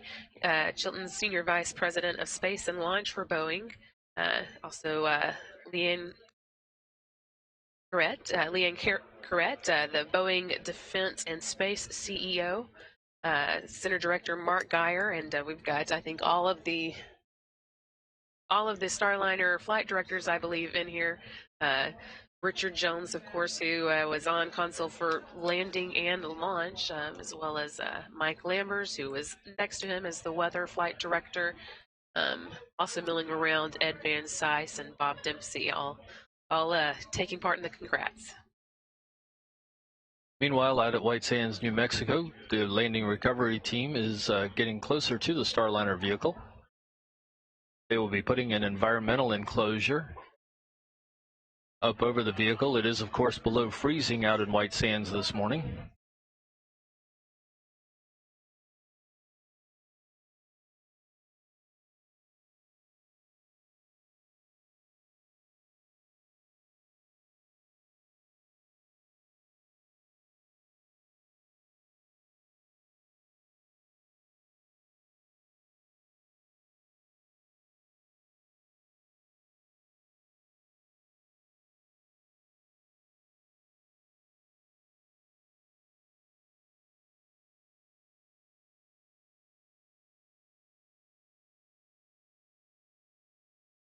And we are seeing some imagery, some regular imagery coming from White Sands, New Mexico here in the control room.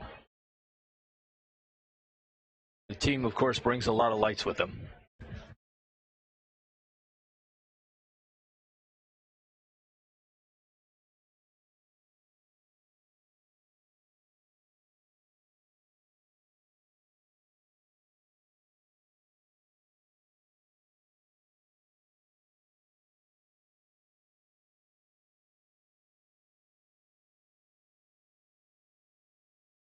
And we are hoping to reconnect with the blue team, part of the landing recovery team. We're just waiting for the communications link to be completed. Starliner is in very good shape, landed 23, almost 24 minutes ago. White Sands, New Mexico.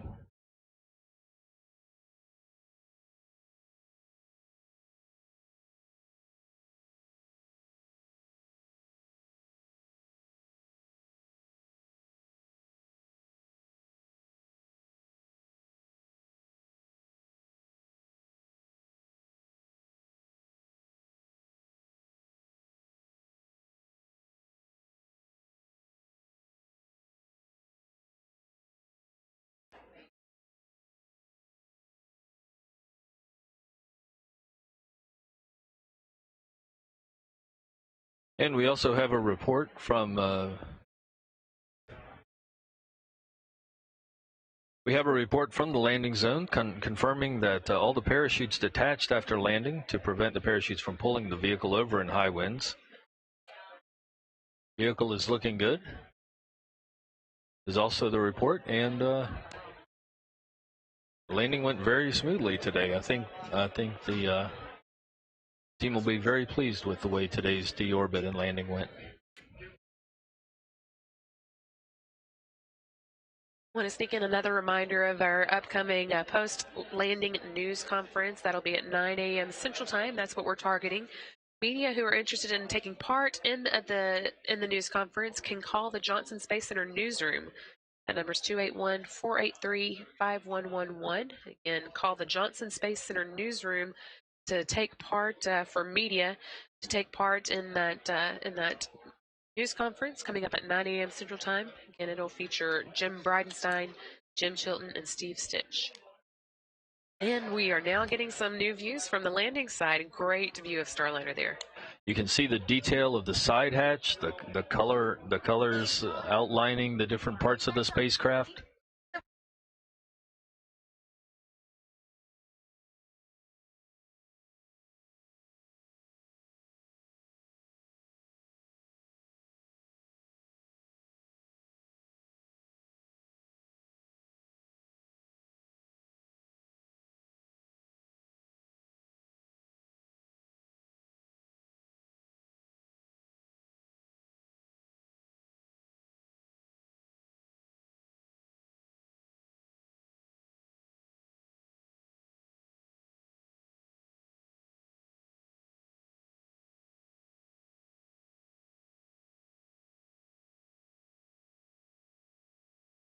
And what we're seeing is the first members of the landing recovery team moving out to the vehicle.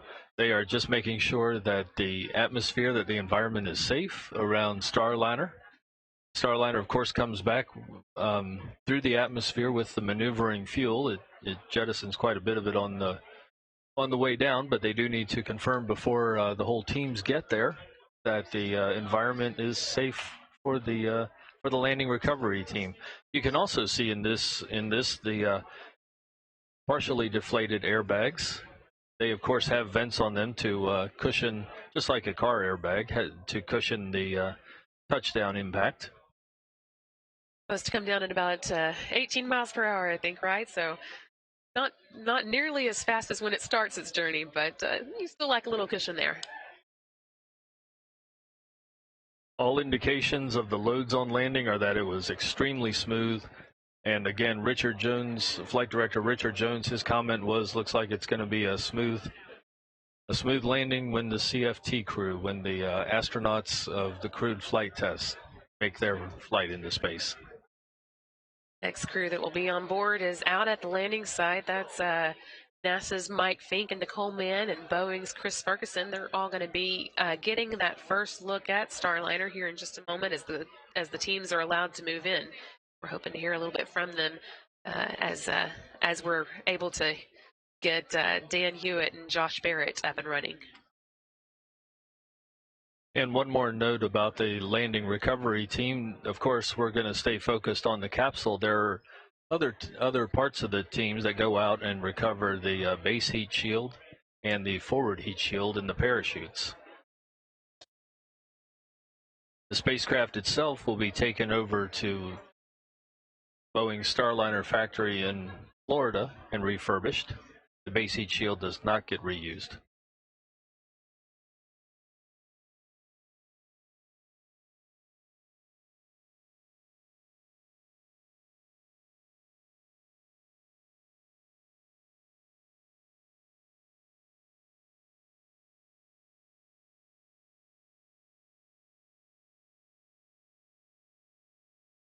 And this spacecraft will be used again. It can be reused up to 10 times.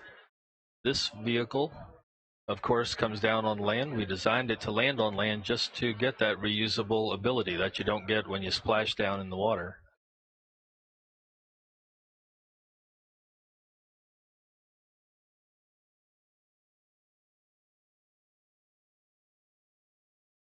Landing teams continuing to inspect the vehicle.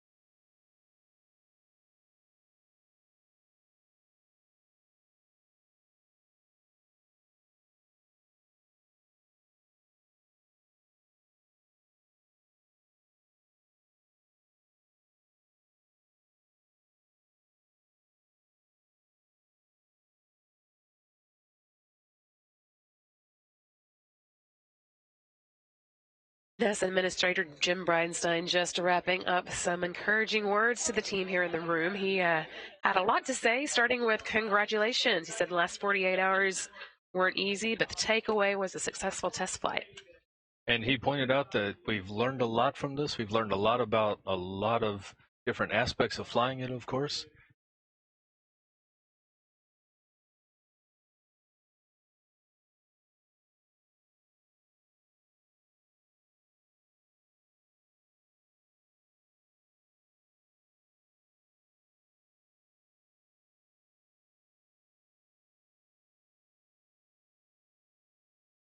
And NASA Administrator Jim Bridenstine told the room watching the landing was a thing of beauty today. He was very encouraged by what he saw, reported that a lot of tasks were accomplished during this flight. We learned a lot. That's why you test. And this was a challenge for the flight team because you had to do some of the flying in a non-optimum situation, but they still managed to do a lot of things right, and we learned a lot about this vehicle. This is the first of the space-proven models of the Starliner spacecraft. We have a crewed flight test version back in Florida that's being prepared for the crewed flight test to carry astronauts, and we have a pad abort test vehicle also. So the fleet now has a vehicle that has orbited the Earth 33 times and landed back in New Mexico. That's a great start. Bridenstine also mentioned that he called Vice President Mike Pence from this room, and Pence mentioned that he knows that we just made history here. So kudos coming in from all over the place at the moment. We are also able to get one of the first still photographs from one of our NASA photographers in the field. We have to show for you here. This came from Aubrey Gimignani, one of our NASA photographers, taken of Starliner making its way down to its landing in New Mexico at 6:58 a.m. Central Time. And you can see there that Starliner is the small conical shape at the end of the three main parachutes. And in fact, this image came through of the base heat shield as it jettisoned. Of course, base heat shield protecting it from the 3,000 degrees of re-entry, and then its work done, it jettisons, and the airbags inflate.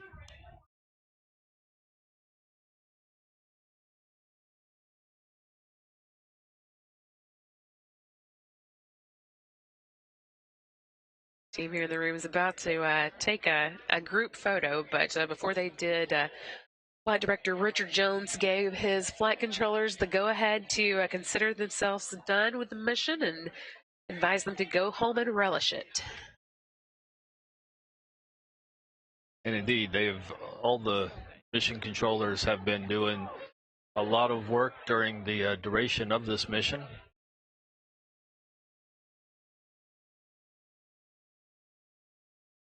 Still waiting for our counterparts there on the ground in White Sands to be able to get into position to give us another update. We're hoping that will come pretty soon. But in the meantime, I'm going to give you another reminder that we've got a post-landing news conference coming up at 9 a.m. Central Time. That's going to feature NASA Administrator Jim Bridenstine, Senior VP of Space and Launch Jim Chilton, and also the Deputy Director of Commercial Crews, Steve Stitch. They'll all be giving us the final word on the mission, at least for now. Media who would like to participate can call the Johnson Space Center newsroom at 281-483-5111. Again, that will be targeted to begin at 9 a.m. Central. And while we have Tori Wills-Pedrati and Jim May over in the studio, Tori and Jim, you're seeing now the visual light imagery coming in from White Sands. We see the landing recovery team, the first elements getting close to the vehicle, but you've seen the details of the hatch, the details of the upper structure. What are you thinking as you see this? You know, the vehicle looks clean, meaning we had a great reentry profile, just like we planned. And, you see the vehicle sitting there on its inner airbags cushioned off the ground, meaning we've got our analysis on the landing recovery system seems to be great. So the vehicle is in safe hands now on the ground. And I have to say that I'm very impressed with the way that the heat shield performed, but also looking at this and looking at how we landed, I think it's going to be really great for Sunny's first ride here for PCM1. So that reusability of that capsule is critical for us, and that's great to see such a clean landing. Sunny's crew. Josh Cassidy stopped by our console here in Mission Control just a moment ago, just giving a thumbs up. He looks super excited and I think ready to get on board.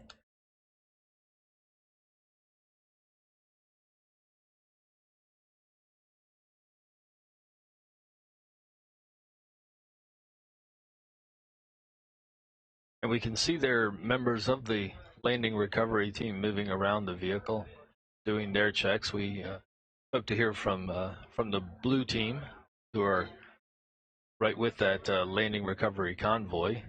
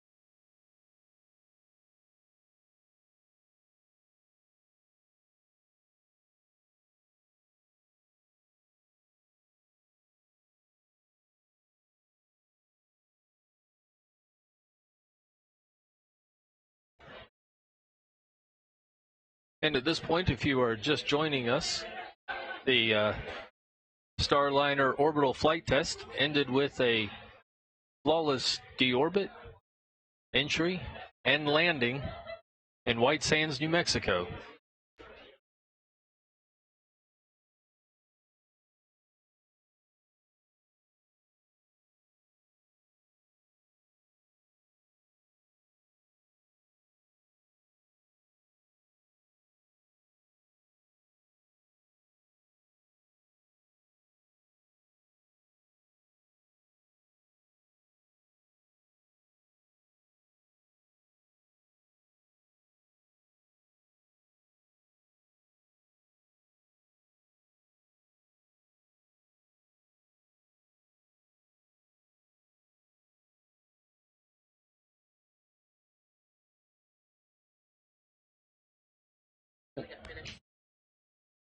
Once again, at this point, we are seeing the Starliner spacecraft safely on the ground in White Sands, New Mexico. This is the first vehicle to land, the first American-made human-rated capsule, I should say, to land on land.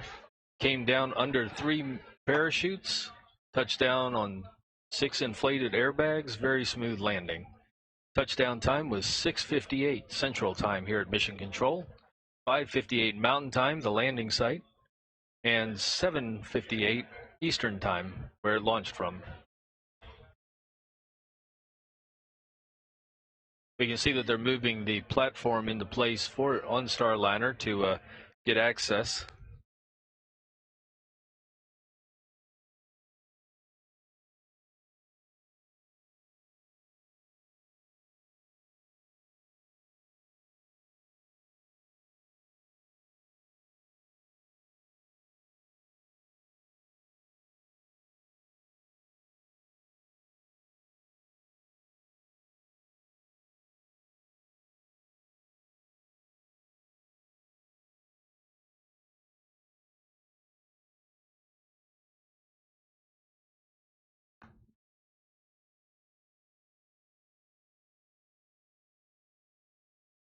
And we have Boeing's Josh Barrett at the landing site in White Sands. He is joining us by phone. We're going to stay on this image of Starliner out on the desert floor. Josh, how was it from your side? Hey, Steve. It looks beautiful. Looking at Starliner with my own 2 eyes, We're working on getting some better video uplinks. We have our situational awareness camera up, but we're working on getting our closer handheld cameras up for you. Hope we can get that working for you soon, and so you can get some good up-close views. Right now, the Boeing and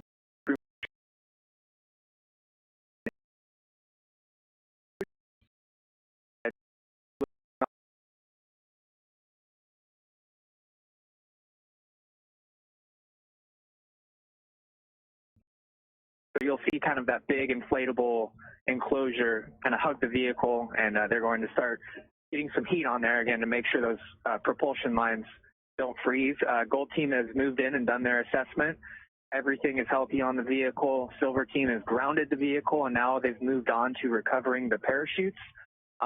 There's a beautiful pink-orange horizon to the east as the sun is coming up. Really a beautiful day here out in the desert. Although it is still pretty cold, but the teams are working hard. They're working through the cold. Next up, you should see the medical truck start to move into place beside that mobile access platform. That is just an exercise for today. That medical truck won't be used today. The crew is actually just getting out of the trucks in front of me here. You might see them start appearing in the SA camera in their pink vests.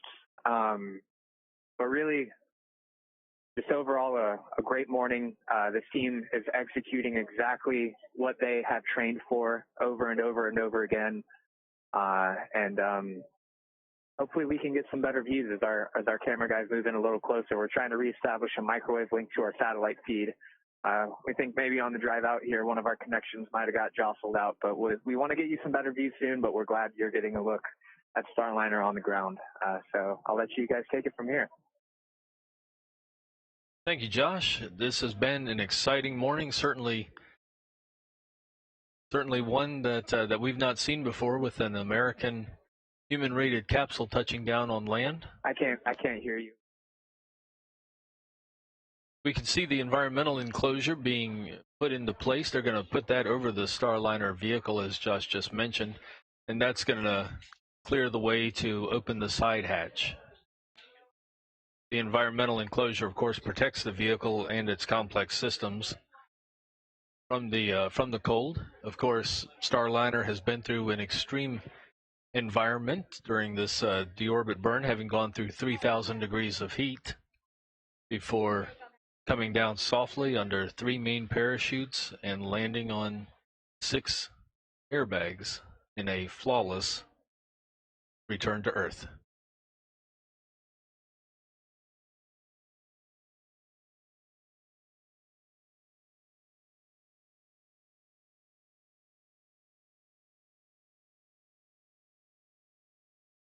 Steve, while we wait for hear back more from the landing, how Starliner gets back to Florida, what is that journey like?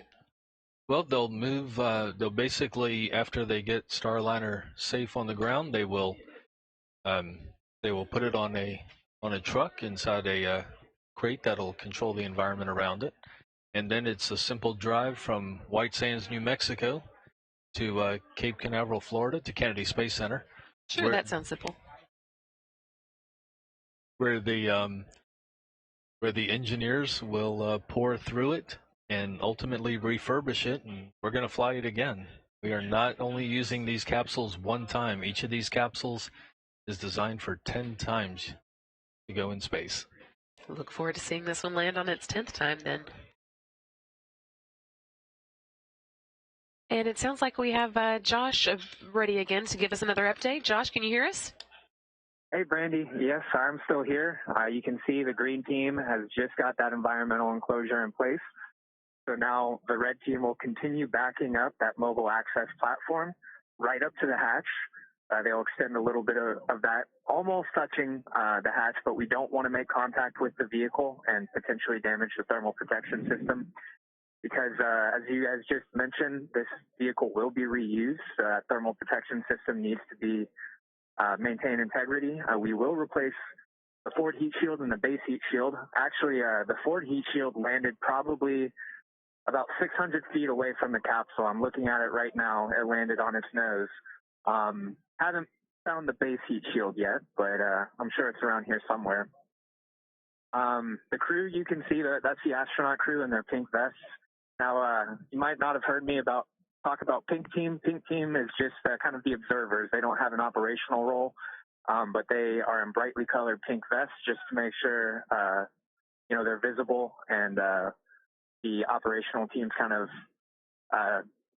avoid them, or they avoid the operational teams and don't get in the way of the operation. But again, that environmental enclosure, they're just kind of adjusting it a little bit right now to give red team access to the hatch. There you see the mobile access platform backing ever so slowly. They're being very careful not to damage that thermal protection system. Josh, have you had a chance to talk with any of the astronauts, get any of their thoughts on watching the landing? I have not. They got out of the car and walked straight up to the vehicle while we're trying to get this video link back up for you guys, but I will be sure to grab them as soon as I can. Understandable if they want to hurry over. Yeah, I know Josh is back in Houston watching, and Sunny's here, and I'm sure she's extremely pleased seeing her ride back on Earth safely, executing a pretty flawless landing. 2 drogues, 3 main parachutes, 6 airbags. That's what we want to see every time. And Josh, how does this look compared to what we saw after the pad abort test? So I was honestly expecting a little bit of a kind of thermal scorch marks almost on the vehicle, but it looks almost as good as the day it left the factory in Florida. It was, even all of the logos, the NASA logo, the Boeing logos, kind of the hash marks we have around the top where the forward heat shield meets the vehicle, those are all 100% perfectly intact. Now you can see the medical trucks starting to back up. So we actually custom designed those medical trucks. Those were surplus Army 5-ton trucks. And we kind of outfitted it with that platform you might be able to see on the back of the truck, and the interior was completely refitted to be pretty state-of-the-art field medical facility. Once again, when the astronauts come out of the hatch, they're going straight into that medical truck just to make sure that they're healthy after spending an extended time in orbit.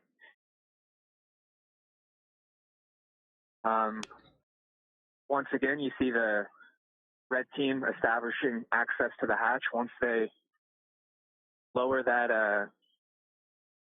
those stairs, Selena Dopart, one of our human factors engineers, will go up and actually open the hatch. She's actually, I can see her standing to the left of the platform with the hard hat on. And Josh, I know just like, tell us a little bit about some of the practice stuff. This is what I'm getting at is just like the flight control team does simulations, just like the launch team does simulations, the landing team has walked through this a number of times out in White Sands, correct? Yeah, they have done it about 4 or 5 times as a full team, and that's 4 or 5 separate times when the whole, the fire rescue teams come from Charleston, Seattle, a lot of the major, California, a lot of the major Boeing facilities across the country, and then the Starliner program teams come from Houston and Florida mostly. So they have taken, over the past couple of years, 4 or 5 times, they all come together and run through these exercises, and then individually each team kind of practices their routines multiple times throughout the year, make sure everyone stays fresh, knows exactly what they're doing. Pretty delicate operation, and there's some very time-critical elements to it, especially when we get crew on board. This time, since it's the first time the team is actually doing it for real, we're taking our time. There's not crew inside, but we do have a requirement to get crew out of the vehicle an hour after touchdown. But this time the vehicle landed and powered itself off. And so that kind of gave the team plenty of time to make sure that they're doing this right. They're doing it deliberately and intentionally. And, really the biggest time critical thing was getting that environmental enclosure over the vehicle and heating it up a little bit in this kind of frigid desert air. And Josh, we do have a report that goes along with your no scorch marks observation there. the re-entry cabin heating was notably lower. Was a notably lower change in temperatures, which indicates a better than expected performance of the re-entry system. That is that's really good news, and I think this is going. It sounds like it's going to make it an easier refurbishment operation. You're the one who is out there in Florida all the time with the factory and with the refurbishment. Does that make sense to you? Yeah, I actually, it'll be really great to see this vehicle back in Florida, because right now we have our other two spacecraft. The paddleboard vehicle is in the factory, as well as the crew flight test vehicle. And, you know, back when I first joined the program about 2 years ago, it was really awesome seeing 3 vehicles in flow. So when this comes back to Florida and they start processing it for Sunny and Josh's flight, plus the 2 international astronauts that are assigned to the vehicle, it'll be nice to see. It'll be kind of like getting the family back together. I bet a lot of people are going to be excited to see it back in Florida. Yeah, that's right. And, you know, in the meantime, while we test and process and refurbish this vehicle for the next flight, the crew flight test vehicle is going through kind of final processing right now. The paddleboard vehicle, we actually will not fly that to space, but we will keep it around just in case we need any spare parts from it. So that we'll have that in Florida as well for a while. But that was really cool seeing it come back. You watched the paddleboard test, you might have seen all the signatures from everyone who worked so hard on it. We couldn't sign this vehicle. Again, the thermal protection system kind of inhibited us from putting Sharpie marker on it, but still a beautiful vehicle. It's kind of a shame the environmental enclosures covered it up right now, but again, we're just doing that to make sure the vehicle stays safe and healthy so we can use it again. And Josh, we want you to stand by. We want to go to Tori Wills-Pedrati, who's one of the engineers who worked with this heat shield. And Tori, you've heard Josh's description of the spacecraft. You know, light scorch marks, nothing. It looks a lot like the way it did when it went into space. What does that tell you?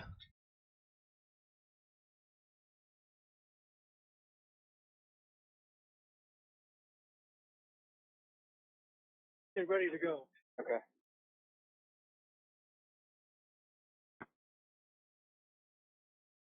You know, anything during landing and reentry, but seeing it and hearing that the inside of the vehicle was even better than we expected just is such a great feeling to know that we not only did our job, but better than we hoped it would perform. So that's really, really good to hear, and I think that puts a lot of confidence in these systems going forward. Tori, I think we lost the first part of your question. Can we get you to run back over it? Yeah, of course. So I was just saying that listening to Josh and seeing that the vehicle was as clean as it was, and Jimmy and I were talking about it in the studio just a few minutes ago, that the vehicle looks fantastic on the ground there, right? White, clean, way better than what we were expecting to see. We're expecting to see some char marks, maybe a little. Are you calling through the Wi-Fi? So it's really good looking out there, and it really just puts confidence in the analysis that we've done and the models that we have. Oh. Okay. Jim, does this look the way that you expected it to? You know, it looked better than I expected it to. So I was really thinking that we were going to see at least a little bit of scorching right around where the shoulder comes up onto the vehicle, but those tiles are in all of the right places and they look just like they did when they left the factory. So that is a phenomenal thing to see. Hey, we got it. Thank you, Tori. And Jim, you're seeing seeing all this. You're seeing what the crew's going to see. How's this going? What are you thinking right now? So for the crew involvement, one, the vehicle looking the way it does means good things for them coming back, but it also means good things for the parts on the inside of the spacecraft they're going to reuse as well. Get the crew ready so for an interview we as well. are going to reuse things like the tablets that we're using to do the crew procedures, and also using for some of their training while they're up on orbit, things of that nature that are inside of the spacecraft that are going to be coming back as well are going to be reused on later flights. So that's a good thing, seeing the vehicle the way it is. And we are seeing really good imagery now of the team coming out. Josh, do we still have you out there in White Sands? and Starliner engineer Selena Dopart working on opening the hatch. So right now she's got a couple of different tools. So the hatch seals itself, it is actually a little difficult to open. It's kind of like two suction cups stuck together. And so she's working on what's called burping the seal. So she's kind of opening up a valve to allow a little bit of air into the seal, and hopefully that'll just give her enough give to get that hatch open. She's already kind of cranked the latch to unhook it, so she's again working on burping the seal right now. If that doesn't quite work, there's another release valve that she'll kind of use to pop the seal. And that's if they start working on something kind of in the middle of the hatch, that's what they'll be working on. It looks like that might be what they're doing right now.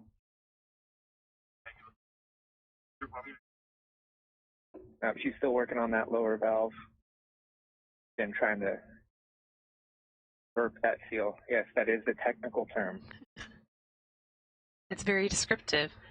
What will happen after that once they do have that burped? So again, if that gets enough air into that seal, they'll be able to release the hatch seal, and then they can open up the hatch. That's what they're working on right now.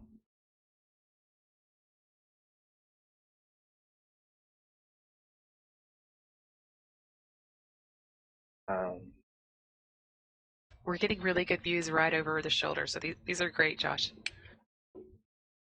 Yeah, I wish we got it a little earlier, because the fire rescue team, when they're putting that platform into place, I mean, they work together so well. Hearing kind of their calls as they orchestrate the operation is really fun to watch there. We got to see that and the well. environmental enclosure go on, just not from quite this close. Hopefully for later flights, we'll get all this live. And getting a TV signal out of a remote landing site in the desert presents its own set of technical challenges, but I'm glad we're getting this view right now. Again, this is opening up the hatch. And Josh, we do have confirmation that it appears they've relieved the pressure on the seal. Looks like they're getting close to pulling it open here.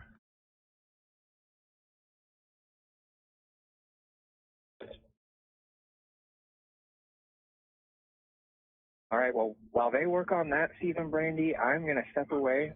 We are going to go find the crew members and hear from them, from their perspective of how that went, and we'll get them on camera for you guys here momentarily. We'll stand by. Thank you. And since we are just hitting the top of the hour, I wanted to remind everybody that in about an hour at 9 a.m. Central is our target time. We are planning to have our post-landing news conference. That's going to feature NASA Administrator Jim Bridenstine, Boeing's Senior Vice President of Space and Launch, Jim Chilton, and NASA's Deputy Director of Commercial Crew Program, Steve Stitch. They'll be joining us at 9 a.m. Central Time for a post-landing news conference. Media who want to participate in that can call the Johnson Space Center newsroom at 281-483-5111.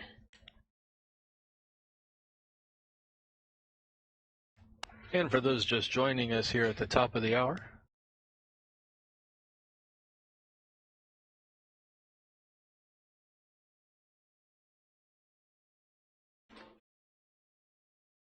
and we do have views now. The hatch is open. Starliner's OFT hatch is open.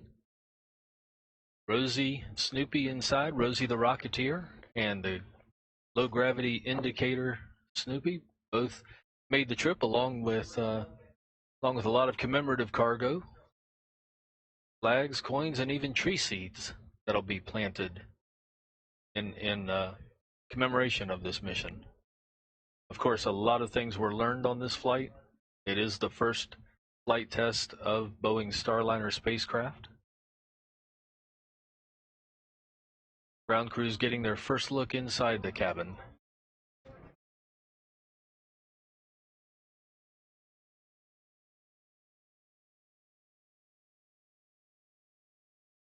And the frame that you saw pushed pushed into place there in the hatch is actually a cover for those same seals that they were just relieving the pressure on before they could open the hatch.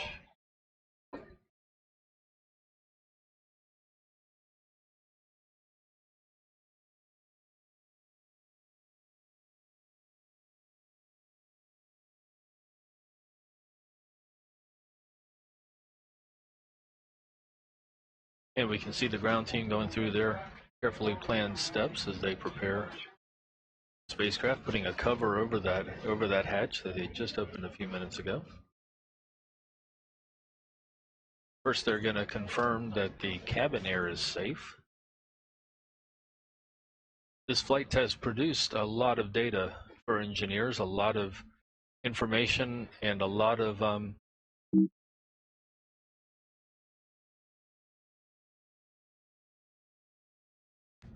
operational processes to see how it performs in space. And of course, two of the big parts of that are the launch and then the return to Earth. These are very dynamic events, shouldn't be overlooked. And we see right now that Starliner is doing very well this morning.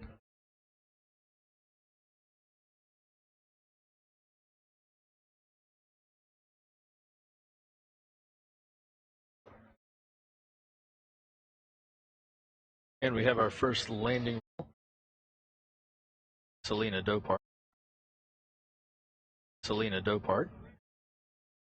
For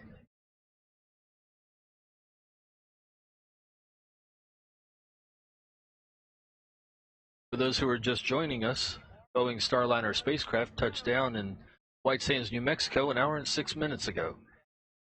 Came down under 3 main parachutes, touched down on 6 airbags. Now we see Selena Dopart of the landing recovery team moving into the Starliner vehicle. This mission was without a crew, as the first flight test of the vehicle in space.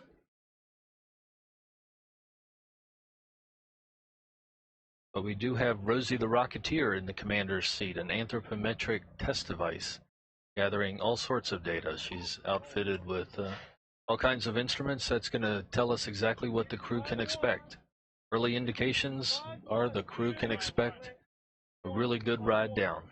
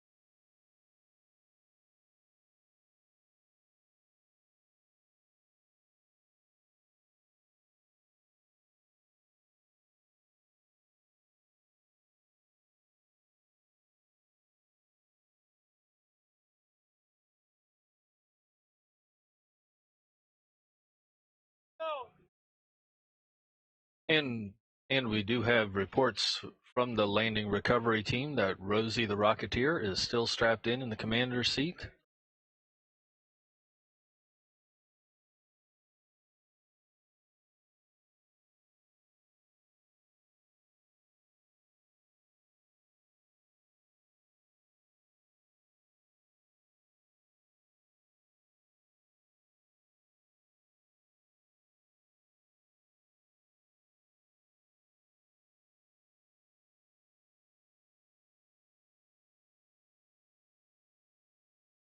While we're standing by on this, we do have another photo that came in after After Starliner's touchdown from our NASA photographers there on the scene.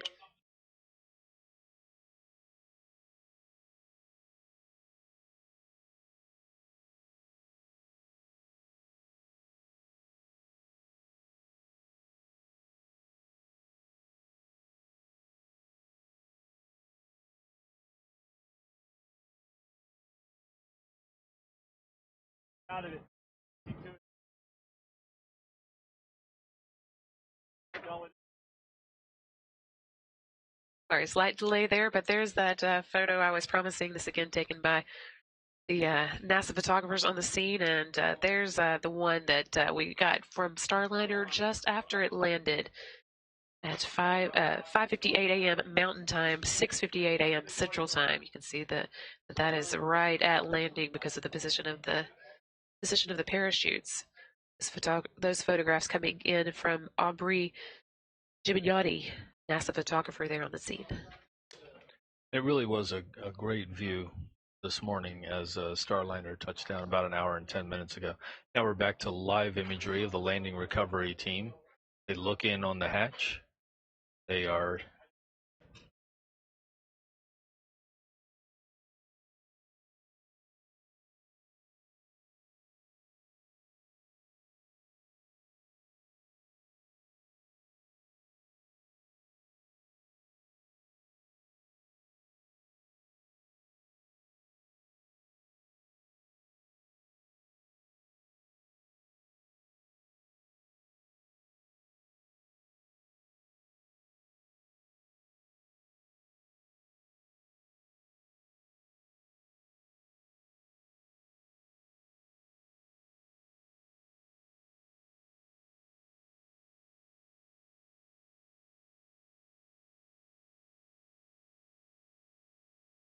We expect to hear momentarily from the landing team there on site, we think are just about to get into place with the next crew to fly on a Starliner, the first crew to fly on a Starliner. NASA's Mike Fink and Nicole Mann, along with Boeing's Chris Ferguson. We expect to hear from them just momentarily. I think they're still getting into place, but we're going to hold on and hope to get some words from them soon.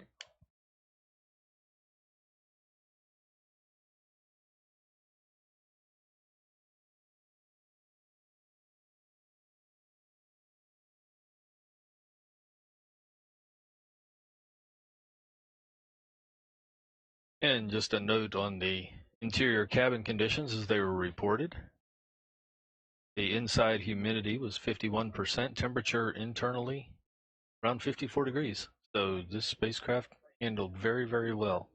In fact, better performance than was anticipated.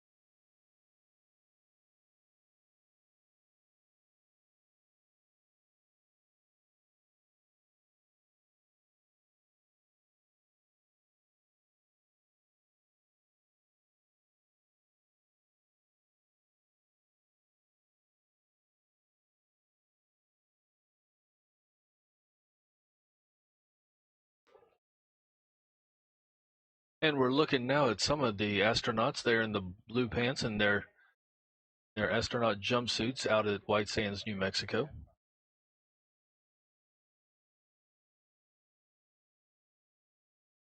They flew out to New Mexico to follow Starliner's return to Earth. We see two more coming down, joining the group there within a few feet of the Starliner spacecraft.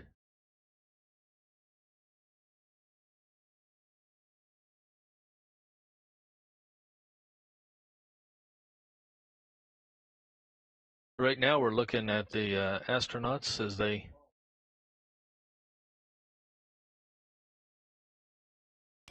as they shuffle around with the landing recovery team.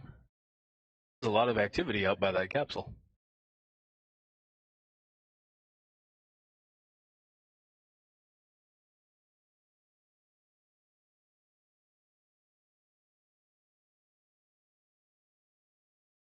There's a lot of activity around the capsule. This is a little bit reminiscent of the shuttle days when everybody would gather around the shuttle after.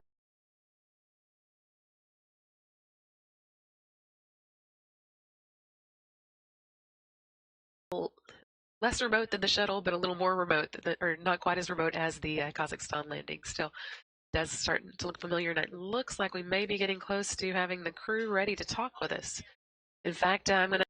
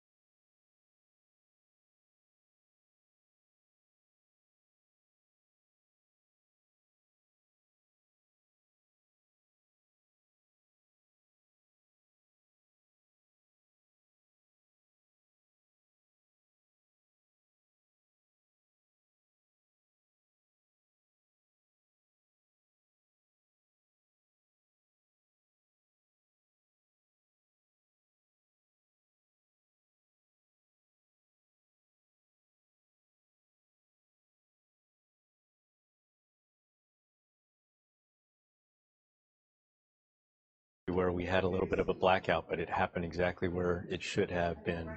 All of the systems were performing exactly like what we predicted. In fact, a lot performed better than what we were expecting. And so it was really good to see the vehicle behave the way it did. And we're seeing right now some live views of the astronauts getting a look inside the vehicle. I know you had a good seat, but hard to compete with that one. No. You're right. I cannot compete with that. It's going to be really exciting to see the CFT crew get into not necessarily this vehicle, but its vehicle, their vehicle that they're going to fly to the space station. It's going to be a great day to see that happen. How do you think Rosie, the Rocketeer, did during this flight? I'm sure she did just fine. She got a great ride during ascent. The Atlas V performed flawlessly. Once we got on orbit, she got to see how the cabin atmosphere was behaving, all of the systems. She probably had it's like a Southwest flight to their hometown. It was just that easy. When you look back at this mission, what are some of the days that are going to stand out to you? Oh, every single day. It's not more of the days. It was. I will look back on this and just remember the people that were a part of it. There were just so many people, not just in this room. The engineering team, whether they were just down the hall in Florida, the ULA team members that we had, the mission management team meetings that we had. It's really special to see so many people from different backgrounds just come together and just perform flawlessly. That's what I'm going to remember. We're getting some of our first images from inside the cabin of Starliner. Richard, you're seeing these fresh just as we are. What are you thinking? Gosh, it looks. I'm looking inside that cabin, and it looks like all of the cargo did just fine. I would love to see Rosie just sitting there just to see how Rosie did. But boy, it looks like they had a really smooth ride. That's what it looks like to me. Lots of good news today. You can see just a little bit of Rosie there on the left side of the screen. I do see her. Yeah. Yeah.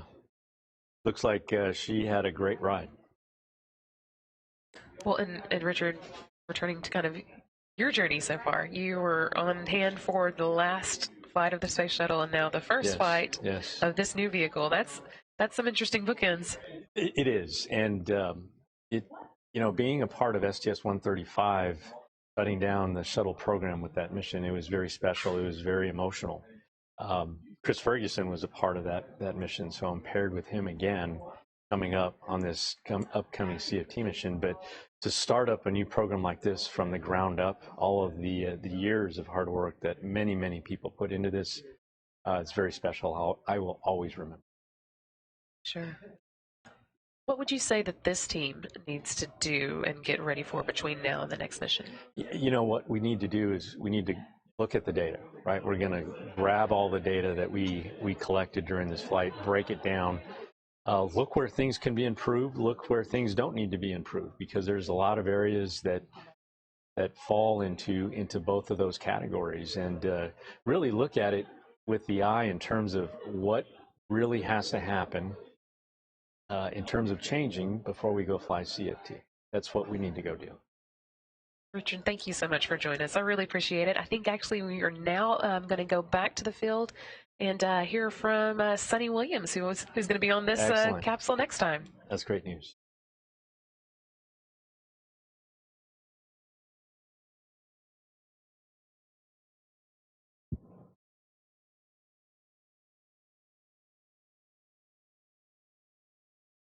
And I think they may not quite have heard us, so I'm going to try again. Sonny and Rebecca, can you hear us?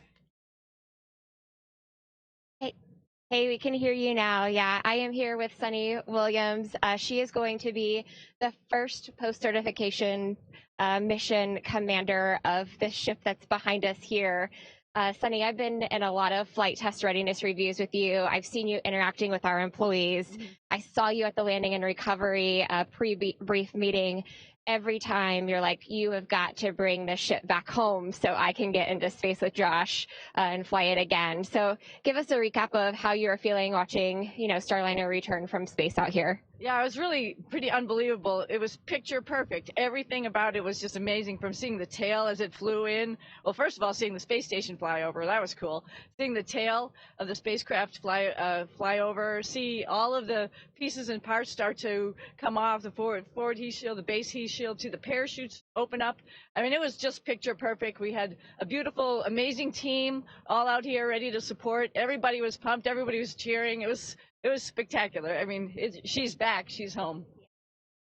So, Sunny, dating back to Mercury, Gemini, and Apollo, all of the commanders of their space capsules have had the ability to name their spaceships. And so, on behalf of the Boeing company, we would really love for you to name that spaceship behind us. Any thoughts on a name? Yeah, I have an idea. A little homage to other explorers and the ships that they rode on. I think we're going to call her Calypso. Calypso. So let's think about this, right? Ship, Jacques Cousteau. Yeah, his ship, Calypso. And so you're an avid diver, right? So walk me through why you think that name is fitting. Yeah, of course, I love the ocean. I love what the ocean means to this planet. We would not be this planet without the ocean. There's so much to discover in the ocean, and there's so much to discover in space. Just seemed like a natural marriage. We love it. Thank you so much for being here, and we can't wait to get you on that vehicle flying to the International Space Station. Back to Brandy and Steve in Houston. Thanks, everyone. Good ship Calypso. We have a name now for this Starliner spacecraft that has returned today to the sands of New Mexico. Calypso, named by astronaut Sunny Williams, who, along with her crewmate Josh Cassada and a few more yet to be named, will be flying on this very vehicle the next time it goes to space. So a lot of activity out at the spacecraft today. Yeah, it'll be a little while before these crews are able to come back in. One more reminder, though, we do have that 9 a.m. Central Time post-landing news conference coming up. That's a little over half an hour away. You'll get a chance to hear from NASA Administrator Jim Bridenstine, Jim Chilton, who's the Senior Vice President of Space and Launch for Boeing, and our Commercial Crew Deputy Director, Steve Stitch. Again, 9 a.m. Central Time here on NASA TV.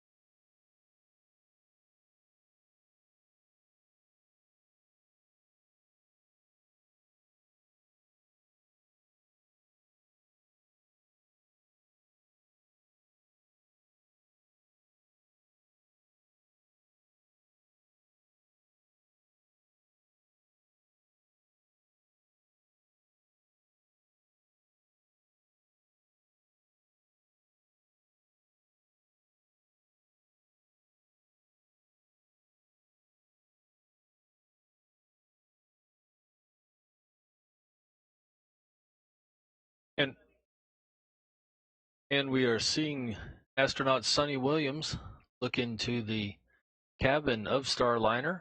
That is her ship next. That is the good ship Calypso, named by NASA astronaut Sunny Williams, who will command it on its first operational mission to the International Space Station. Of course, before she does that, there'll be the crewed flight test.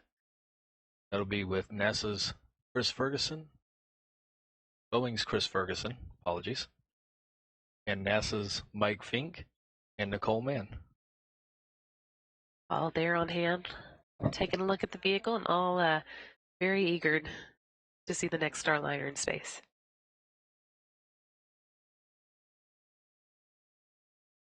And of course, the first thing anybody asks about is how's Rosie? We are pleased to report that Rosie is strapped in, just like she was when she launched, in very good shape.